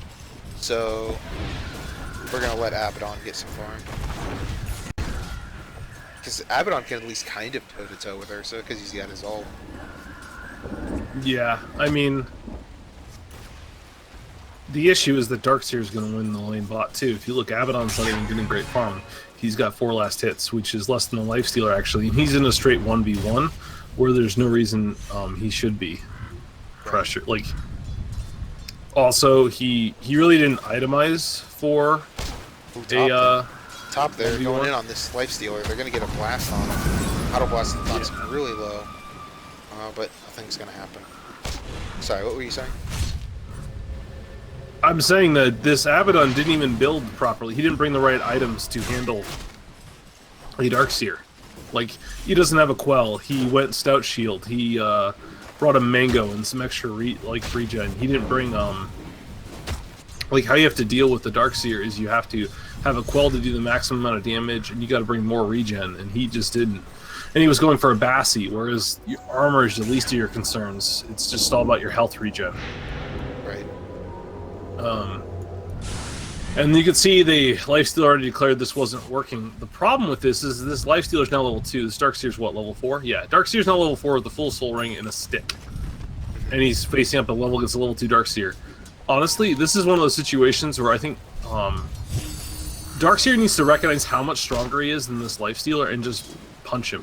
Just like walk up and punch him. Yeah, like just bait out the rage and then just surge away. And then just come back and just iron shell him. They're gonna get a lot of hits out. The Fury swipes are knocking them really low. He's able to get out though. And this is the danger of picking this Abaddon, and why, like, you just have to accept when you pick an Abaddon, he might have to Iron Talon it in jungle, and that's fine. Like, yes, you give up a lot of freedom to the supports to rotate then, but that's one of the strengths of picking the Lifestealers. The Lifestealer could have subsisted with just one support helping him. So the other support, the Ogre, could help, you know, push the... He could just get what levels he can under the tower, and then just push the Rubik and the Coddle out of the jungle when they go on the Abaddon. They're going to slow him down. He's going to charge it up, but the stun comes out, and Abaddon is okay. Sorry. Yeah. No, that's fine. When a fight breaks out, a fight brings out. But like you were saying, like, Abaddon's just fine getting levels largely. He becomes pretty useful then, especially with the way they're not controlling the wave. I think they try to set up more pulls. They've already stacked this, so Coddle could easily be pulling this and then farming the camp while killing a whole creep wave. Puck is actually beating the Tinker though mid at this point. It's a pretty hard matchup. Obviously you can still phase shift out of any rockets that come out, so going rocket laser build isn't necessarily the best. Thing is though is, I mean, it's still, I don't think he would necessarily be coming out on top because you still have laser, you still have that potential. It's an instant, you can't dodge out of that. So, but he might get him here. Nope, just does some damage. No. Got regen. Just by dodging the rockets, you pretty much eliminate the kill potential. Meanwhile, Storm's more vulnerable. Maybe that's why they wanted to pick the Puck. Because you're right, if you dodge the rockets, you shouldn't die unless you put yourself in a health situation where right clicks and a laser will kill you. Abaddon's going down. Oh, Abaddon went down for the first blood. Sorry guys, missed out on that one. Yeah, it looks like he just got caught by he was low. He got Fury swiped up some, and then ate a full charge Illuminate, almost a full 4-second Illuminate, and just died after a lift, so... Yeah, makes sense. It's very hard to get any farm up here. Really, actually, what I think I would have liked to have seen this game, it sounds weird, and if you're going to mix up the lanes anyway, you might as well have a situation where you're going to have the lifestealer jungle and kind of like be the off lane where he jungles, and then when they push up on the tower, you have a support rotate up there and just guarantee that he gets the farm in lane. While Abaddon's bottom and he puts the Quelling Blade, like you said before, and kind of has that potential. But well, that's only... Sorry. Yeah, that's if you feel... I'd say the only problem with that is that Abaddon actually isn't a great matchup against the Darkseer. He's going in top. They got Puck coming up here. He ults, gets him locked in a little bit. Abaddon blows up his shield. They're going to go back in, though. They got the shield coming back up again. Madness throws the orb. Oh, missed the orb. And they got him ulted up. They have no way to stop it. They got the throw from... Oh, but he dodges the rockets coming out. We got Ogre Mage coming out. Strong pursuit. Oh, but he's blocked in by the Tinker. Puck went back in. Puck went back in, trying to go for the support Rubik, pulling a Kairai play. For those of you who don't know, that's a teammate of ours. But the... also feeds on Puck. Goes in for the risky plays sometimes. Yeah, it happens. We got a 4-man rotation up here, though. They had that the entire time. But at the same time, the Puck died up there, so no one's farming mid at this point. A lot of wasted farm right now, Faf. Yeah, that is. And it's just, the whole rotation was very good for them if the Puck gets out. And Puck was out. But Puck throws an orb back, and the orb hits the Rubik, sees Rubik is like 2 right clicks away from death, and jaunts to it when she had no HP or cooldowns left, and just dies. It's the sort of death, like, Puck is one of those tempo mids and doesn't have the greatest of farm potential, and so those are the kind of heroes that actually can afford the death the least, because they have to get that advantage and maintain it. It's not like Tinker can lose an advantage and just recover by March spamming for 5 minutes if team can give her space. Puck can't do that. Doesn't have that same farming potential. Yeah, he has to come out strong when he comes out and give them a good early start within the game.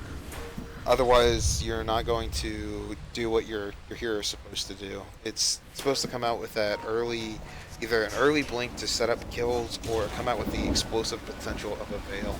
And it's just not going to be available with the early rotations unless you're getting haste rune and you're guaranteeing kills. So apparently White Mask just doesn't believe in boots in any of his carries that he plays, which is... Oh, against the Darkseer, you actually... diving. They're getting that Ogre. They knock them all down. But the Abaddon is there to clean up a little bit. Get some attacks. Puck's coming. Puck's in. Blows him up with that Theurgon and the Waning Rift. Yeah, if Puck had been able to rotate just a tad sooner, it could have gotten a double coil off and you've gotten both supports. But still, you got to punish those dives. After that happened, I'd definitely look to de-ward the hill spot above the tower, because that's the sort of dive you don't make without that ward, I don't think. And pop Abaddon's ult up top. They're going to ignore him for a little bit. They're just going to let him go. He had a few stacks on him. I thought they were going to go in. He urges the slow, though, there. Gets a big wave off on the Coddle. Knocks him low. Abaddon's not going to be able to stay here without his ultimate. Ogre's just going to have to farm up the lane. Oh, thank goodness. White Mask did buy his full phase boots, so now he has that. Because that's the thing, like, against the Darkseer, if you're ever going to catch him, if you don't have boots, you don't have a chance. Because you got to kind of make up some ground against Surge. They caught the Warlock. They pull up the Warlock and they surge him in. They grab the pool. Ultimate comes out from Puck, though. They're going to do some right clicks on him. He's probably going to get away, actually. Yep. He's going to zip away real quickly. White Mask is going to jump in on the Rubik, though. Get him pretty low. I think that he's actually going to get away. Nope, they don't. Oh, he comes out with that stun, but he misses the foot over the side of the cliff. Economist is able to get away, though. It's out scot-free. Looks like top is actually... They're going to get the courier with that. Yep. Radiant Courier is dead from the Tinker. able to pick him off between trying to kill the ogre. Probably a better trade in the long run. Get out all the items and keep him. Oh, wow, but he's wanting more. That Ursa's going in. He's going to knock down this ogre. He's got phase boots. He's dead. Yep, and gone. With just the Coddle Blast, actually. The Coddle Blast is able to take it up. But this Ursa potential, he's just chasing him down. He wants more. And once again, he slows him up. Goes in for that Abaddon. Abaddon says, okay, I'm going to use my ultimate now. And be at full health. If they get a TP, they can catch him. Oh, yeah. Do a lot of damage here. And this just comes out a little too late. Abaddon's still chasing him down. Still giving him some potential. But Rubik's level 6 at this point. Coddle's level 5, so just a lot of pushback potential. They've been getting way too many kills up here to be aggressive. Tinker mid. Tinker mid. Oh, DP's out though. He's safe. Yeah. He's already got his DP boost. Dreamcoil, yeah, Dreamcoil was committed before like the fight. I thought he went in with the orb. I thought he was going to try to fight him, and then they got a blast coming off there. The Ursa's just able to chunk him down. And Abaddon still doesn't have his ult up. As you were saying? Yeah, I was just saying, I thought Puck orbed in. I thought was going to try to man mode him from full HP and see who can outplay who. But he used the Dream Coil immediately, so then Tinker knew he was completely safe to just walk, TP home at no cost, basically. Okay, they're dewarding top, getting a lot out of their safe lane. This Ursa is going to be very, very scary. I'm going to look at gold per minute here. Gold per minute. Really not. The Ursa's actually behind the lifestealer. He has been farming well. Look at his last hits. They're actually behind the lifestealer. He's been so focused on these kills. Oh, they don't have the golem, but this Rubik is pretty dead. Yeah, at top here, the Rubik looked dead, but oh man, they're coming out. They got that slow coming out on Warlock. The blast is able to catch that Abaddon coming back in for some reason. I'm not really quite sure. Ogre gets a clarity up. He's wanting to stick around, but he should just back in. He does. Good things. Alright. Puck has a blink, but there's nothing to combo with it now. And Puck doesn't do enough damage. When naked blink, no treads, no veil. So there's just no damage to back up this initiation now, unless the Lifestealer infests, I think. Yeah. And Lifestealer does have the armlet done. As soon as the courier's done, he'll have that brought out to him. So I think that's when they have to make a big infest play. Darkseer almost has mech though, man. It's yeah. That's a risky time to fight, because if he gets mech and he gets in on that situation correctly, then really the mech's going to cancel out all that potential that they have. They need something. Yeah, but you got to make a play somewhere. You don't try to gank the Darkseer. You just try to kill the Ursa or the ideally the Tinker. Like, you just go on the Tinker because he's most likely going to be on his own. And a blink initiation should catch him. But the blink's revealed without any value out of it, so. Yeah, and I mean Tinker has a arcane rune at this point, so they're gonna push him mid pretty easily with this. And is 2 levels up on the Puck. 2 levels up. Yeah, wow. I'm looking at the gold graph. They're 6,000 gold ahead already on the Dire, and they're almost 2,000 experience ahead as well, which is a lot. Yeah, look at how rich the Coddle. It's because the Coddle and the Coddle has so much. The Coddle's been getting these kills, just been farming creep waves and getting last hits and farming those stacks, I assume. He's already got 2 components to his Ags. He's only 2,000 gold away from his Ags. At which point this game gets almost impossible for the Radiant lineup, given their lack of items. The Armlet is out, though, so. The Armlet's out. They are going in on this Lifestealer. He's going to ult up, or not ult up, he's going to rage up, get down this Rubik, chunk him down, jumps into an enemy creep. He's going to be safe for a little while they're pushing in. You can't deny it out yet. But he jumps out a little premature. Confuses the enemy, so he's not going to be worried about that. Dodges gave him a last hit, so maybe that's why he did it, because he's going to have to pop up the under tower anyways. They really need the Puck to rotate down here if they want to defend this tower. They do. And the potential of the magic damage that's just coming out on this Lifestealer, he was at like full health before, and with the Ion Shells, harassment, and the ability of just the Coddle Blast at level 3, it's scary. And Ursa's gonna be, he's smoked in. He's trying to go in for that Roche kill. They pinged it out. Vlad's up. Pinged it out. Warlock's there. Oh. Warlock's there with his ultimate. It popped. They know he's there. Oh, this Ursa's very dead. Puck just blinks in and silences now, right? Yeah, they gotta drop ult. Drop it, drop it. Wow. Ooh. And they can get that. They can totally get that with Abaddon. All of their all their heroes are bottom. They're gonna try to go in on this Lifestealer. Madness is not Lifestealer's getting pulled back. He's getting stunned, but he brings up the armlet. The stolen and fast by Rubik. Gets him back. He's okay. Lifestealer's coming in. Lifestealer's super dead. He's dead. He can toggle though. He can toggle this just right. Oh, and the ultimate comes out from Warlock, keeping them at bay. And the pool, they try to get him again. Just toggle. Keep on toggling. Keep on toggling. Oh, and the infest comes out. Can he jump in? Can he jump in another creep? He has infest. Oh, he can't do it. Oh, the Counter Blast. The Counter Blast. The Counter Blast. Oh, no. Oh, he got him. Oh. He just needed to hop in somebody, anyone. They did get the Aegis. Who took the Aegis? The Puck did, okay. Oh, and that Abaddon is getting really risky for no reason. He didn't even have his ultimate. Oh. And they finally combo the Ursa, now with an Ion Shell and a Surge potential. Only one level in Surge, so it's not that great, but Puck, we'll do some. Puck does have the Aegis, by the way. So there's that. Okay. Tower, tier 1 tower goes down bottom. A lot of exchange there. I don't think they need damage out of this Puck, so I think a Veil build is a must. Yeah, they need very least. They need to have a better early game, and they need to kind of get some control back over the game. The Aegis Veil, Dagon, maybe. Aegis was and even that Lifestealer, it was a big play, and so was the Lifestealer. He got 2 kills out of what was he should have just been dead, right? Oh yeah. But they got 2 kills out of it. It's nice. Alright, he's backs out like he should though. Jumps into the ogre. Ultimate comes out from offense. Laser comes in. All these little rockets are blowing him up. Ogre goes down. And Puck is on the back lines right now. Oh, they jump. And they don't get anything.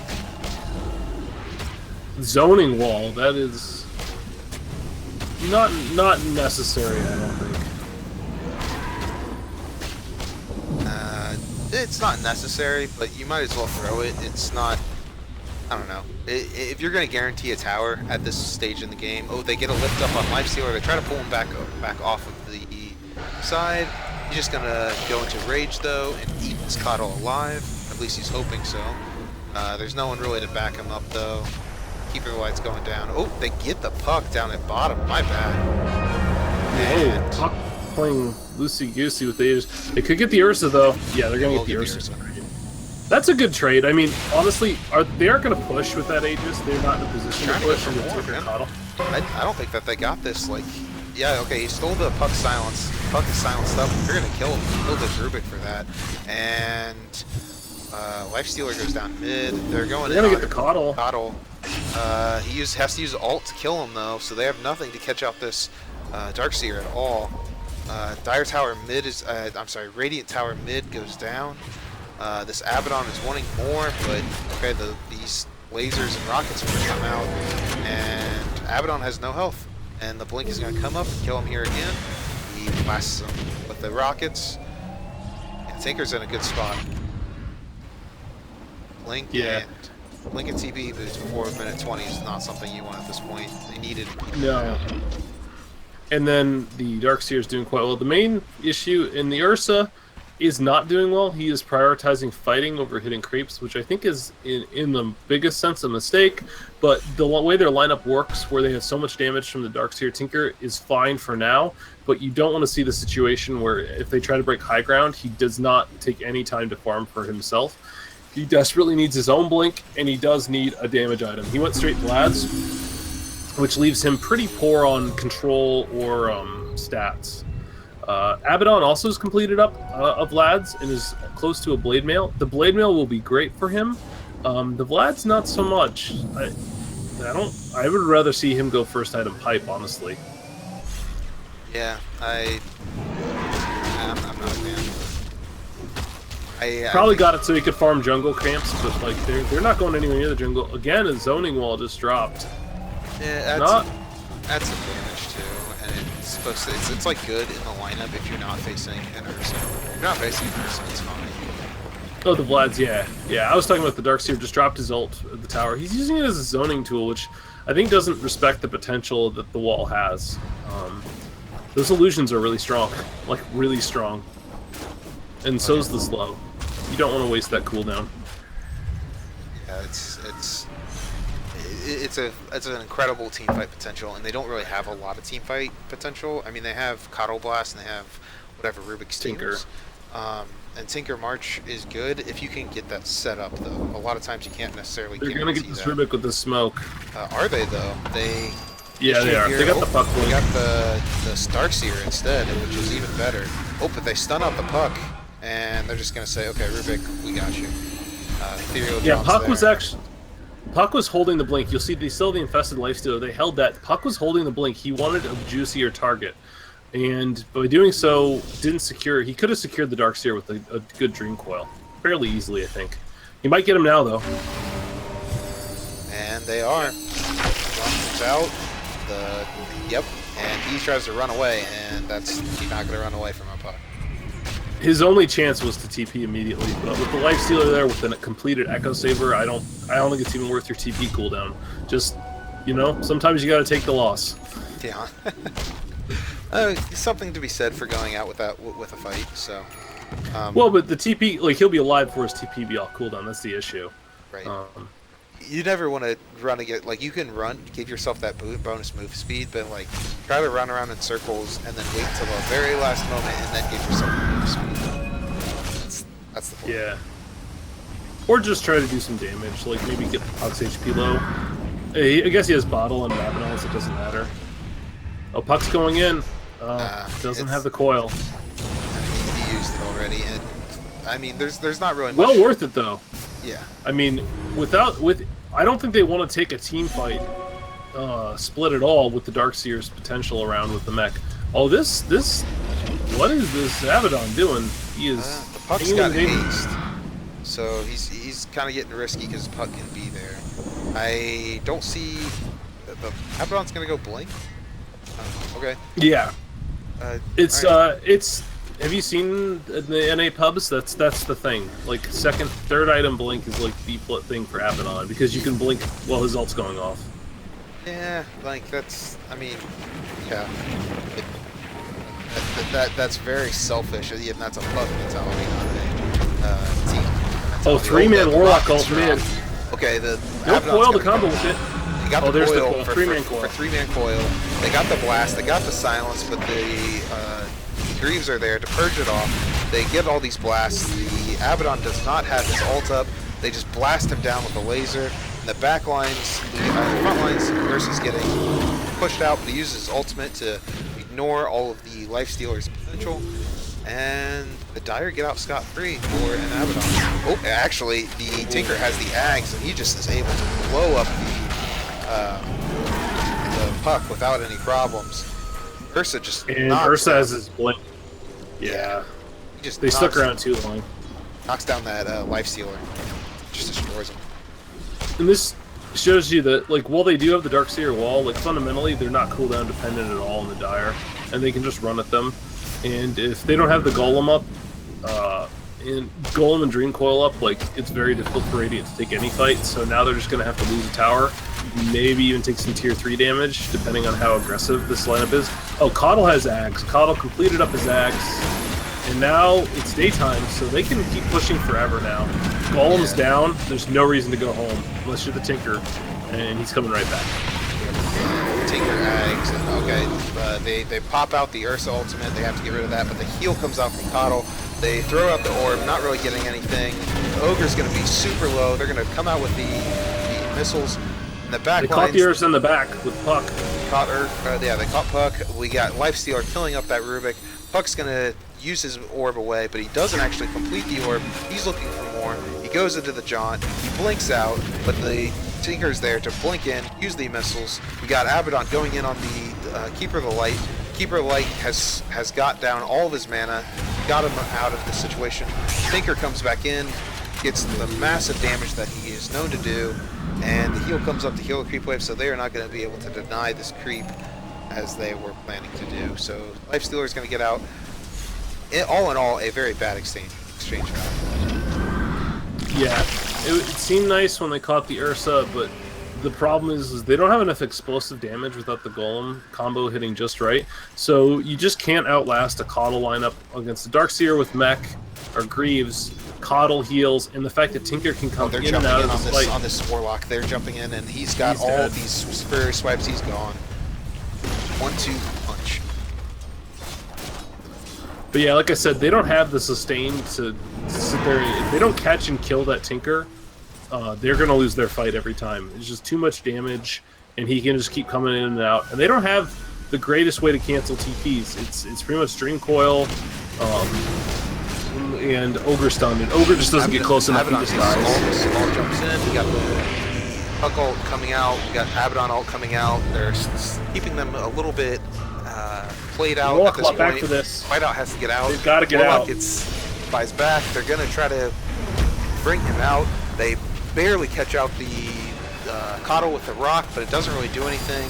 He's all taken out all of his mana. Coddle goes down to the Lifestealer. Tinker's just going to lay out the damage, and he's going to TP home. They jump into the Warlock. He's jumping out of the Warlock. He's actually immune to it, so it doesn't actually kill him. That's a funny interaction. We got him, the Economist push-up. He's down.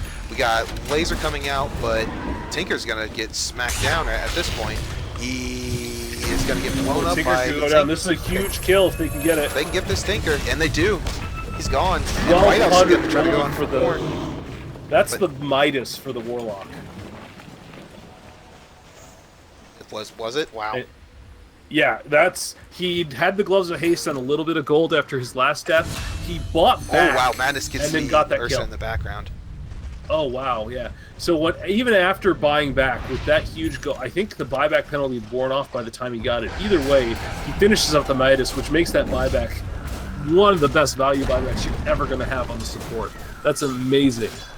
Because that just secures, if this goes late game, that secures the Warlock's potential to continue to collect items. He is going for the Ags. I just think desperately their team needs utility, though. Poor Ogre is not going to get anything. There's no way he can farm anywhere on the map with the Tinker running around. So I think this Warlock just should be getting a Ghost Scepter, 4-staff, pipe, just things to help the team. The Golem, 2 Golems is not going to be game-changing, but being able to kite the Ursa, or just mitigate some Tinker damage could change the game. Definitely. Basher comes out on the Lifestealer. How do you like that? Do you think it's a good pickup at this point? Yeah, it's necessary. You watched how long that Tinker, the Tinker with the Ags, and he looks like he's going for a Hex, is actually pretty tanky. He's got 2k HP. His armor isn't great, but actually no, I don't like it because he needs the Desolator. I was thinking, he needs to hold it in place to do his damage. But the reason he doesn't do damage is he doesn't have a damage item. If he doesn't have the Deso, and they're all low armor heroes except for the Darkseer, right. Who is pretty high armor because of Guardian Greaves. Yeah, it feels like if you need the potential to get down towers. That was the thing I was talking about. The value of them are very similar in teamfight actually, because getting a stun out on a potential target is pretty huge, especially when you have the slow and being able to get a lot of hits off in general. It's very nice to have in a teamfight type situation, just as much as the lowering all the armor. It's just more of a bigger deal when you do get the potential to kill, that you have that movement to be able to get these towers down. Because the tower would already be down by now. They would have no way to answer, and they still didn't have a time to answer. They jump on this Ursa goes Ogre. Ursa's just going to destroy this guy. Okay, they drop the rock, getting the Ursa, but they didn't really get anything out of it. He had his ult up, though. It did no damage. Madness get the grab and haste. Yeah, you're right. He had that ult up. Looks like they're pushing mid with Darkseer a little bit. They have Dream Coil to catch him. Are they? He doesn't have Blink. Yeah, Puck's got him with the haste room. Oh, he's lifting him up. They're just gonna silence him. do some damage Oh, he with some popped of that. Oh, and then he gets the ultimate off. Good timing. Good rotation on that. To do the ult, but that's not going to be enough. Oh, maybe it is. It looks like it might be. All right, they got the Tinker coming out, and the Puck is going to be in a bad place. He needs to get that silence off. Oh, but he isn't. He's going to let Abaddon just die. Tinker has no mana. Oh, okay, he has. And the Lifestealer there. Lifestealer's there. Oh, he takes him out. And Lifestealer hits level 20 off of that. Same time. So big. They were just farming. Like, they didn't really get anything out of that on the other guys. No, the Tinker just made the audible. Like, Darkseer gotten caught out, he was dead, but he delayed it long enough for the Tinker to think, okay, I can make a play off this. And he did kill the Abaddon, but, man, feeding the Lifestealer that is such a big kill. All right, Faf. This Lifestealer needs to be careful. Here's the thing, though, Faf. He's got Deso, Basher. He actually, like, yeah, Ursa can jump him and do a lot of stuff, but... Ooh, he has no rage right now. He's got to infest. He's got to infest. Oh no! Oh no! All right, he infests. It's all good. It's all good. Puck's here. Oh, Puck's here. He gives that ult. Gets 3-man coil.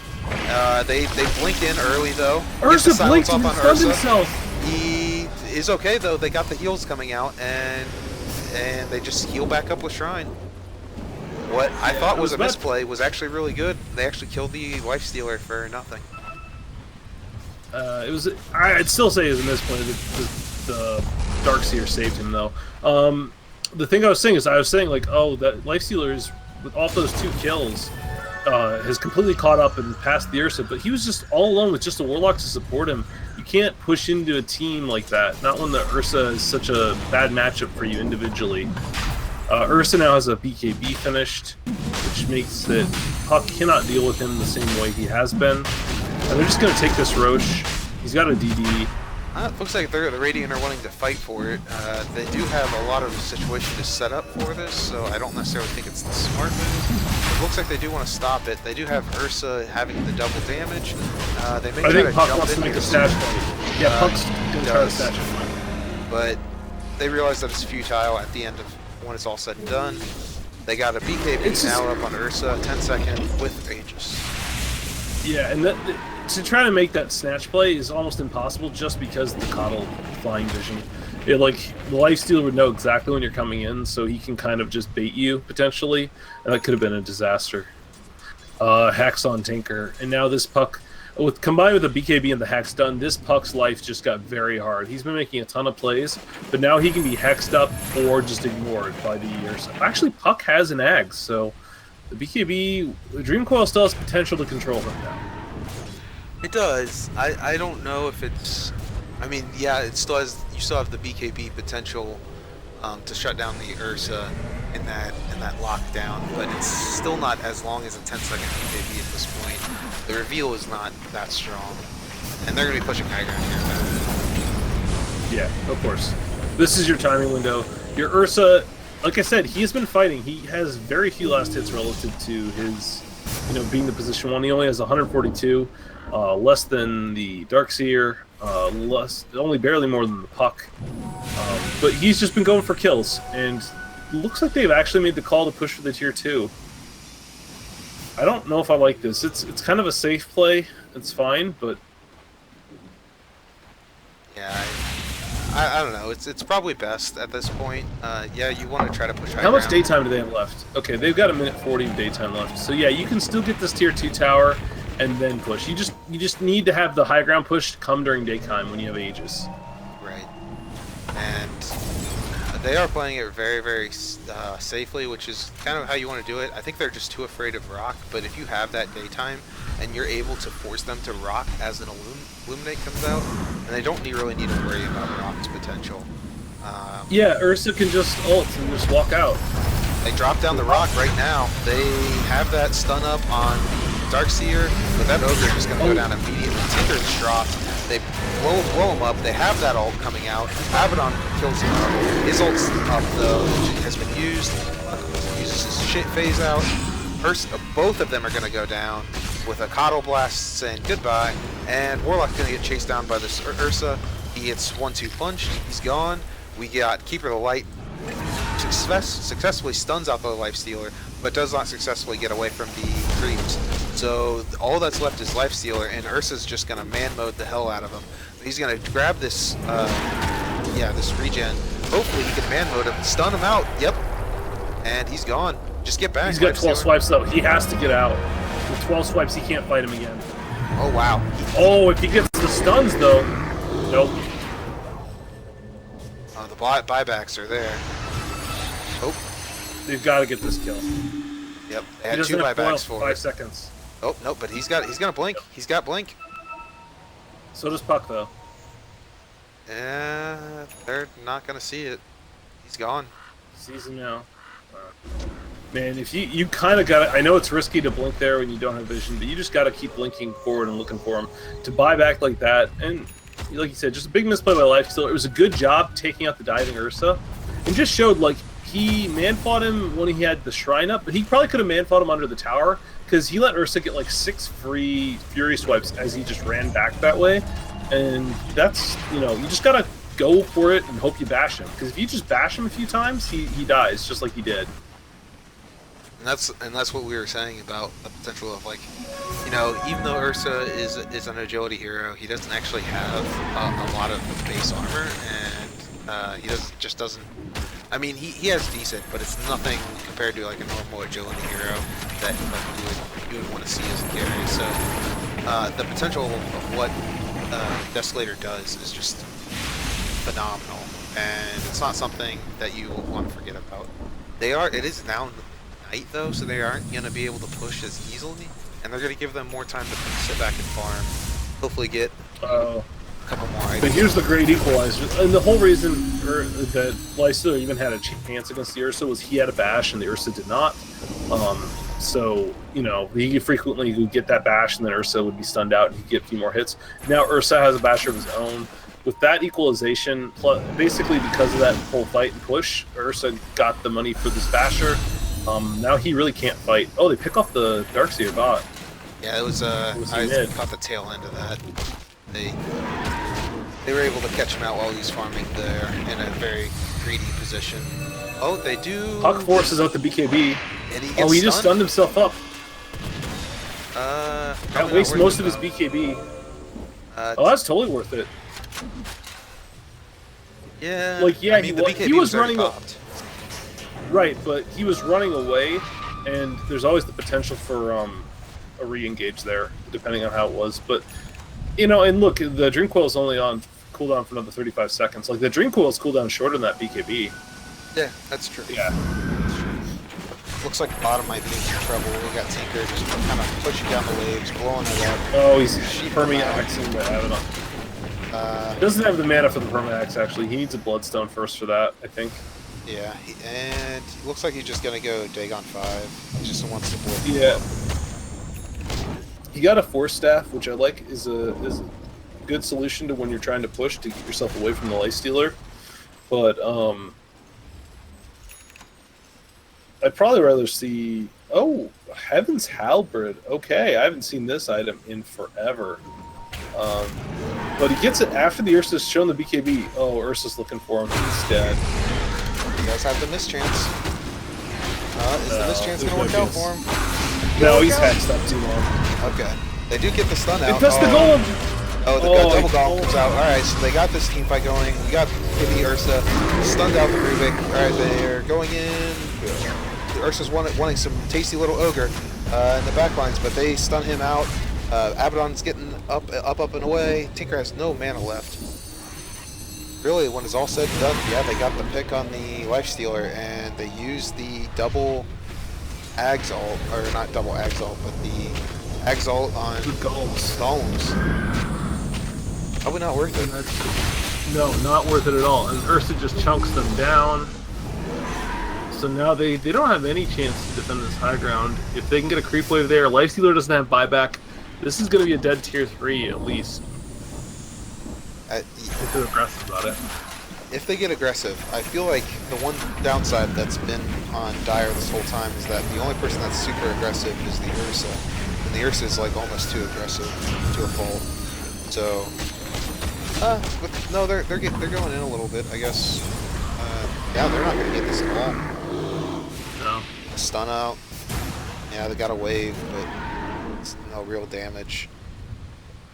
Ursa needed to trust his coddle, like, to heal him there. He needed to trust his coddle to pop the heal when he needed it. Abaddon is level 18 now. He's got that pipe up, so that's keeping people alive. Their magic damage isn't as crazy as it once was. They really need... Actually, they just need to get some BKBs out on their team, and I think that it solves a lot of their problems. BKB would... Oh, this coddle. This coddle is mega dead. And they jump him, and... Oh, man. Oh, no! And Lifestealer didn't use his rage for it. Oh, wow. Oh, and he uses his ultimate. He's jumping out. Got a blink. They see him in the trees, though. They know that the blast He's got a went over Yules. there. He's fine. He should be fine. Is he getting out? Oh, he is getting out. They have no idea where he's blink at. towards their base. His boots of travel are off cooldown now. He's out. Yep. Good play. Oh, Tinker was so close. Yeah, so that was almost a disaster because the Lifestealer hesitated to commit his rage and got blasted by the blinding light. You just got to commit, and if he had just committed for that, he potentially could have also grabbed the gem, which Cuddle has been carrying. But it looks like his team recovered it. Yeah, the Tinker was able to grab it. Yeah, so that's back in Fountain.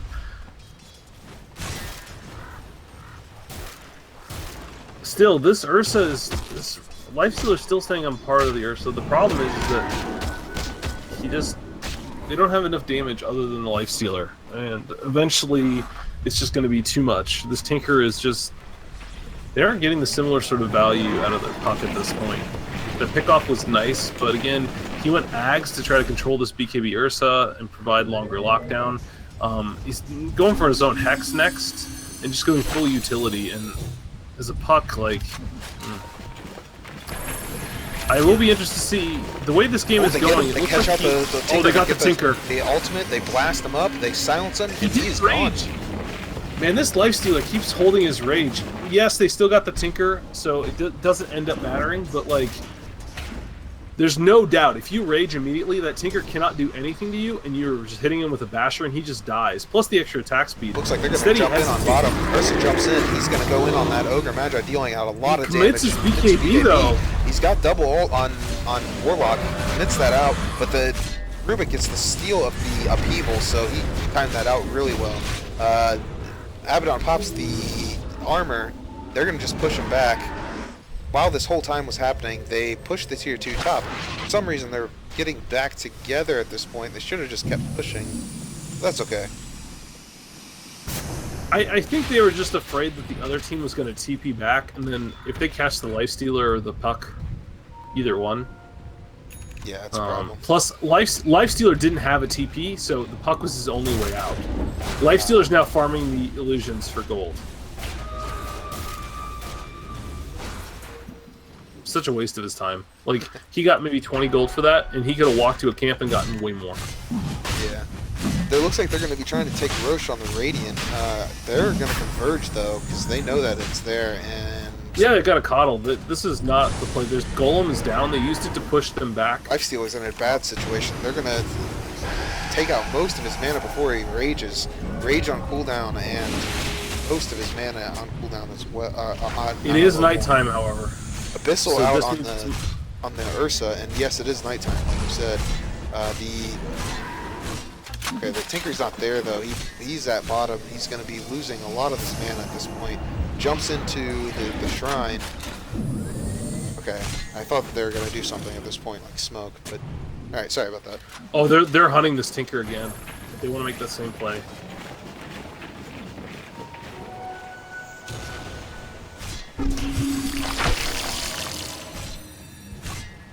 Doesn't work out. Tinker's a little more cautious this time.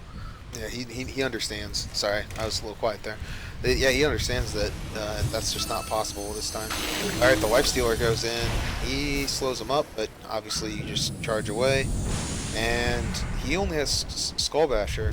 He does not have the Abyssal like the Ursa does. Yeah, he bought up Boots of Travel instead of getting another item. I think that's just a fundamental misread of the game state. Like, you have a backpack, you can carry a TP. There's the wall committed. And He's trying to slow him down. Oh, he gets the bash. I mean, he gets the Oh, bash. Glimmercape gets him out.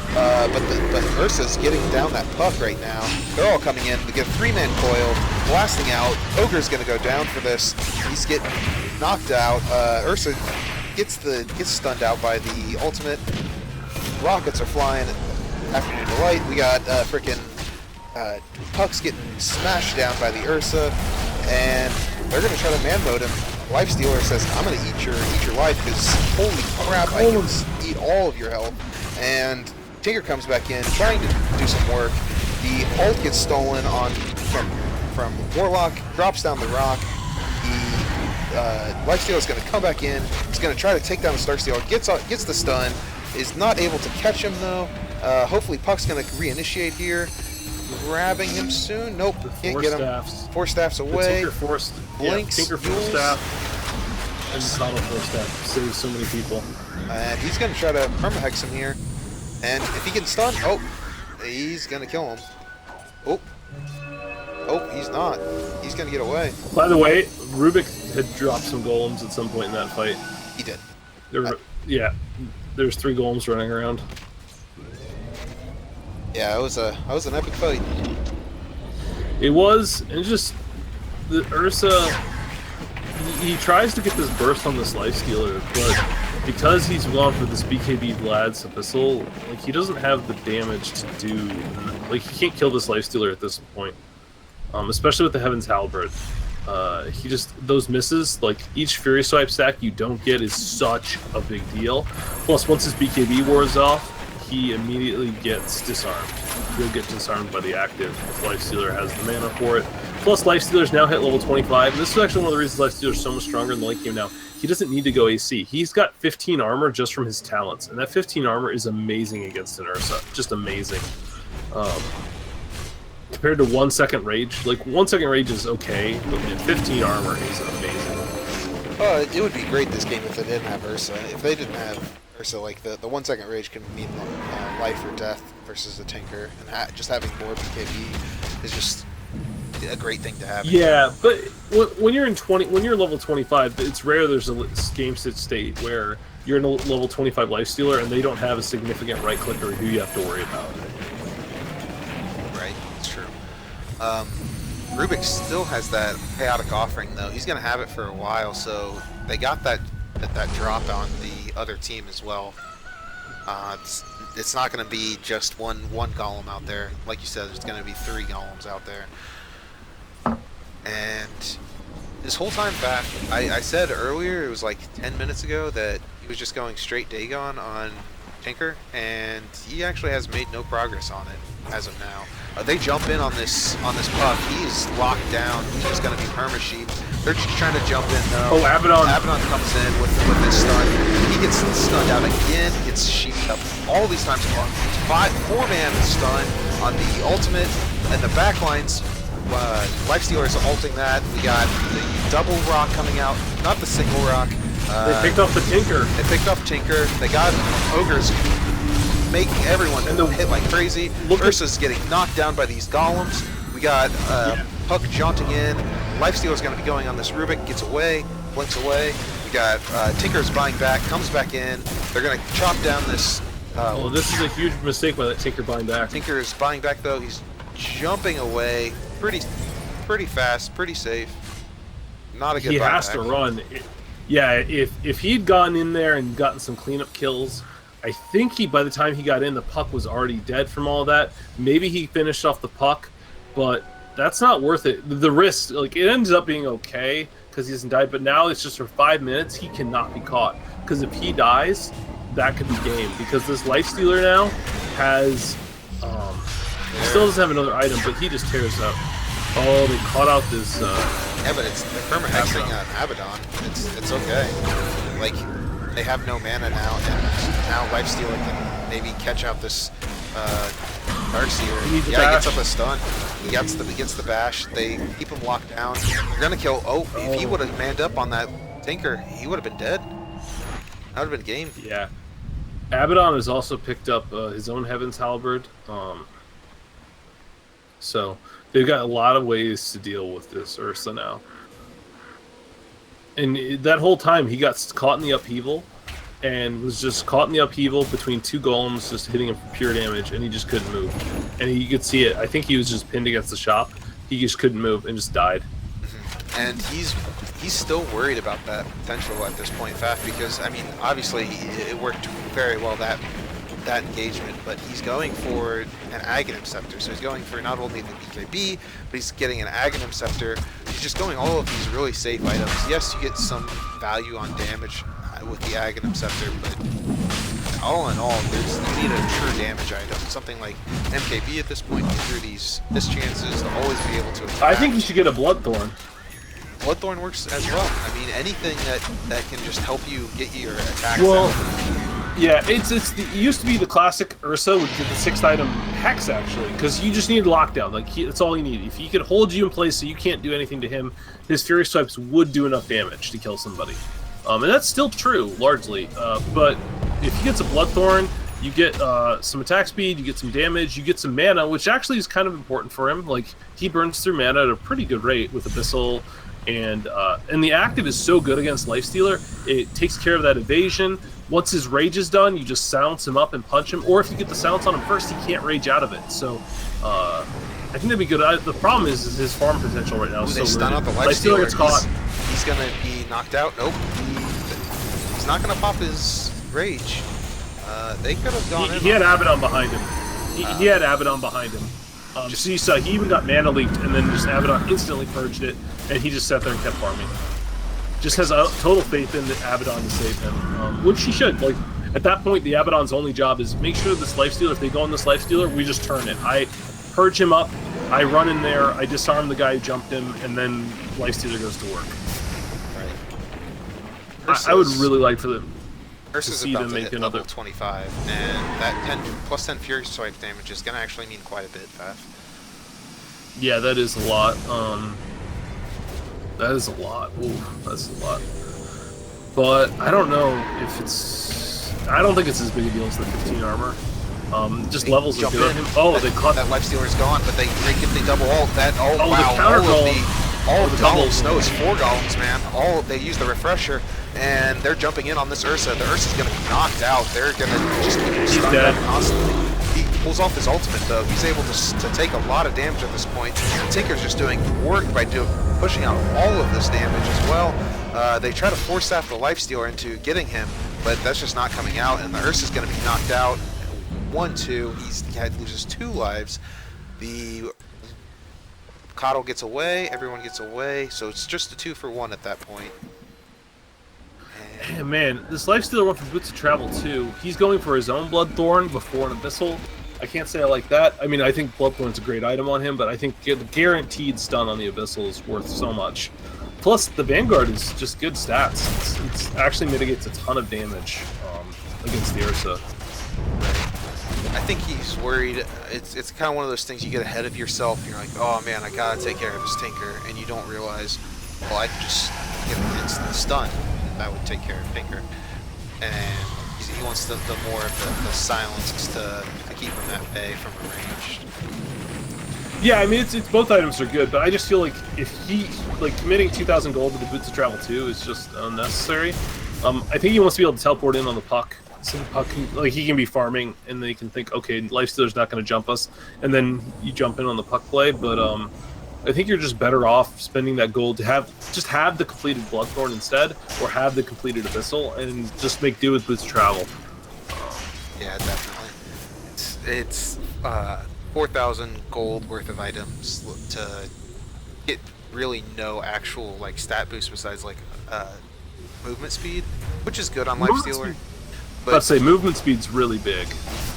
Yeah, but the thing is it's not as big as the. He's going in on the darks here. He's not gonna pick him. They're gonna chomp down this tower. Oh, Ursa. Not. They put a Lotus Orb on him. Who has the Lotus Orb? I did not check that. Ogre? No, it's Puck. Ogre, right? Puck has the Lotus Orb. Puck. Interesting. Yeah, going full utility. Just keep making sure that they put all their faith. Oh man, look at Puck's gold. Look at Puck's gold. Yep. And that never fly. go baby go.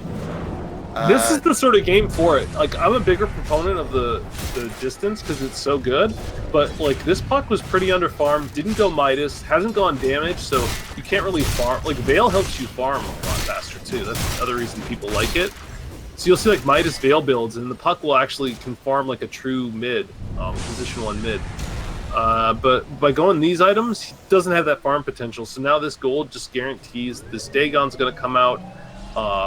This buyback will be a little easier to get, though it is not reliable good, so it's not that great. It's not amazing for buyback. Tinker has gone an Octarine? No.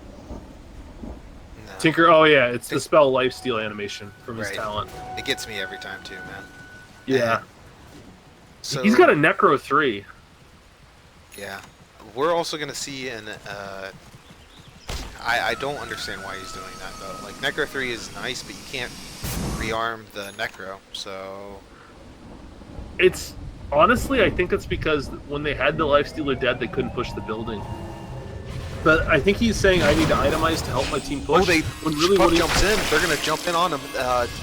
He needs to rage right now. They have no ability to see him, though. And Lifestealer's going to jump in. Oh, they caught him with the Yules. Wow. And they get that silence off, but they're not going to be able to catch him. Oh, they get the Abaddon did some damage silence. To him. They just need to keep doing damage. Get some damage, get some damage. Oh, wow. He canceled. Oh, and then the Lifestealer comes out. He's going to eat him alive. He's going to eat him alive. And he doesn't have buyback. He bought out for that. He bought out for that Necro book. He did.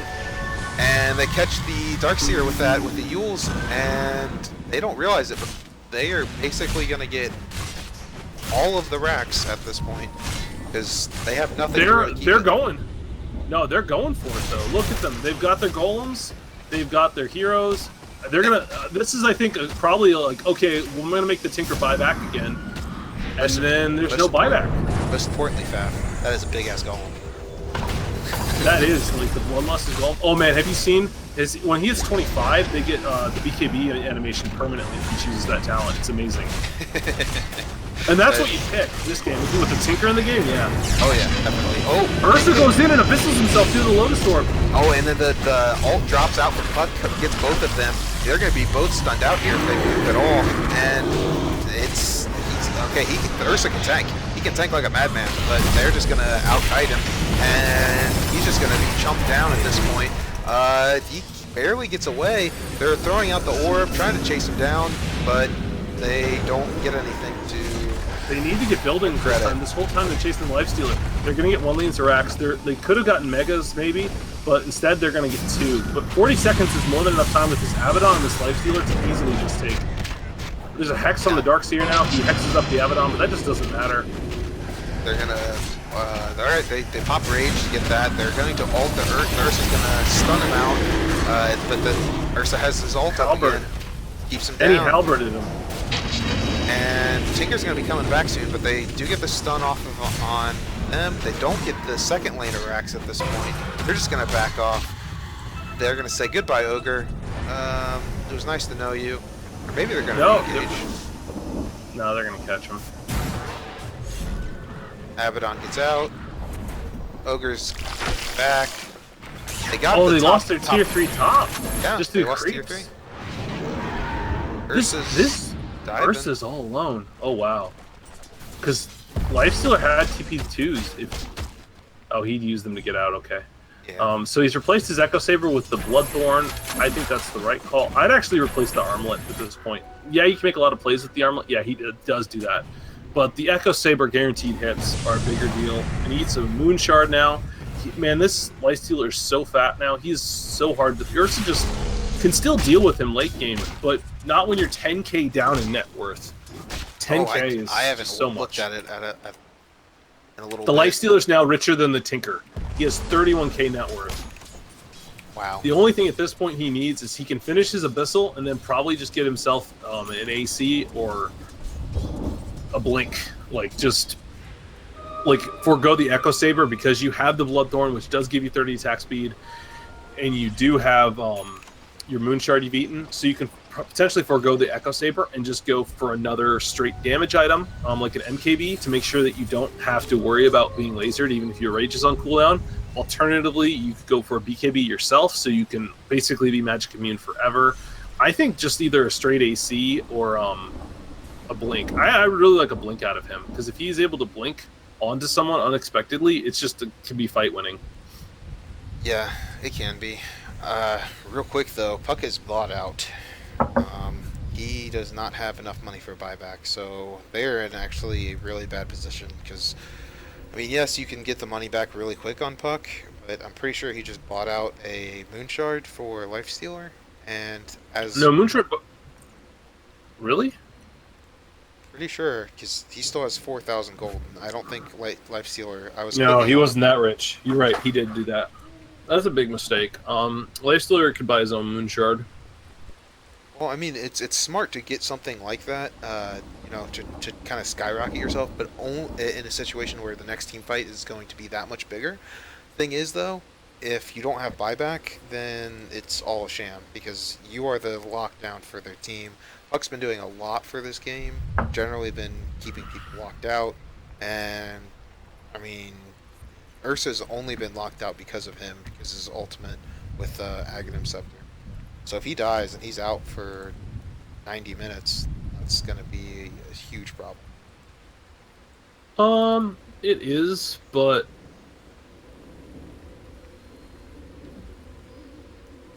I mean, Ursa doesn't have a buyback either. Darkseer doesn't have one. Rubik doesn't have one. Tinker does have one now, but didn't have one last fight. Obviously, like it is a big deal, but it's only a big. Honestly, it's only a big deal if Ursa lives. Yeah. Because otherwise, how do they take a building? Like, they can't mega them in the time. They just don't have the tools, hero-wise. Oh, crap. Whoa. They're going to have to go without him. I think Bedtime has defeated someone. Wow.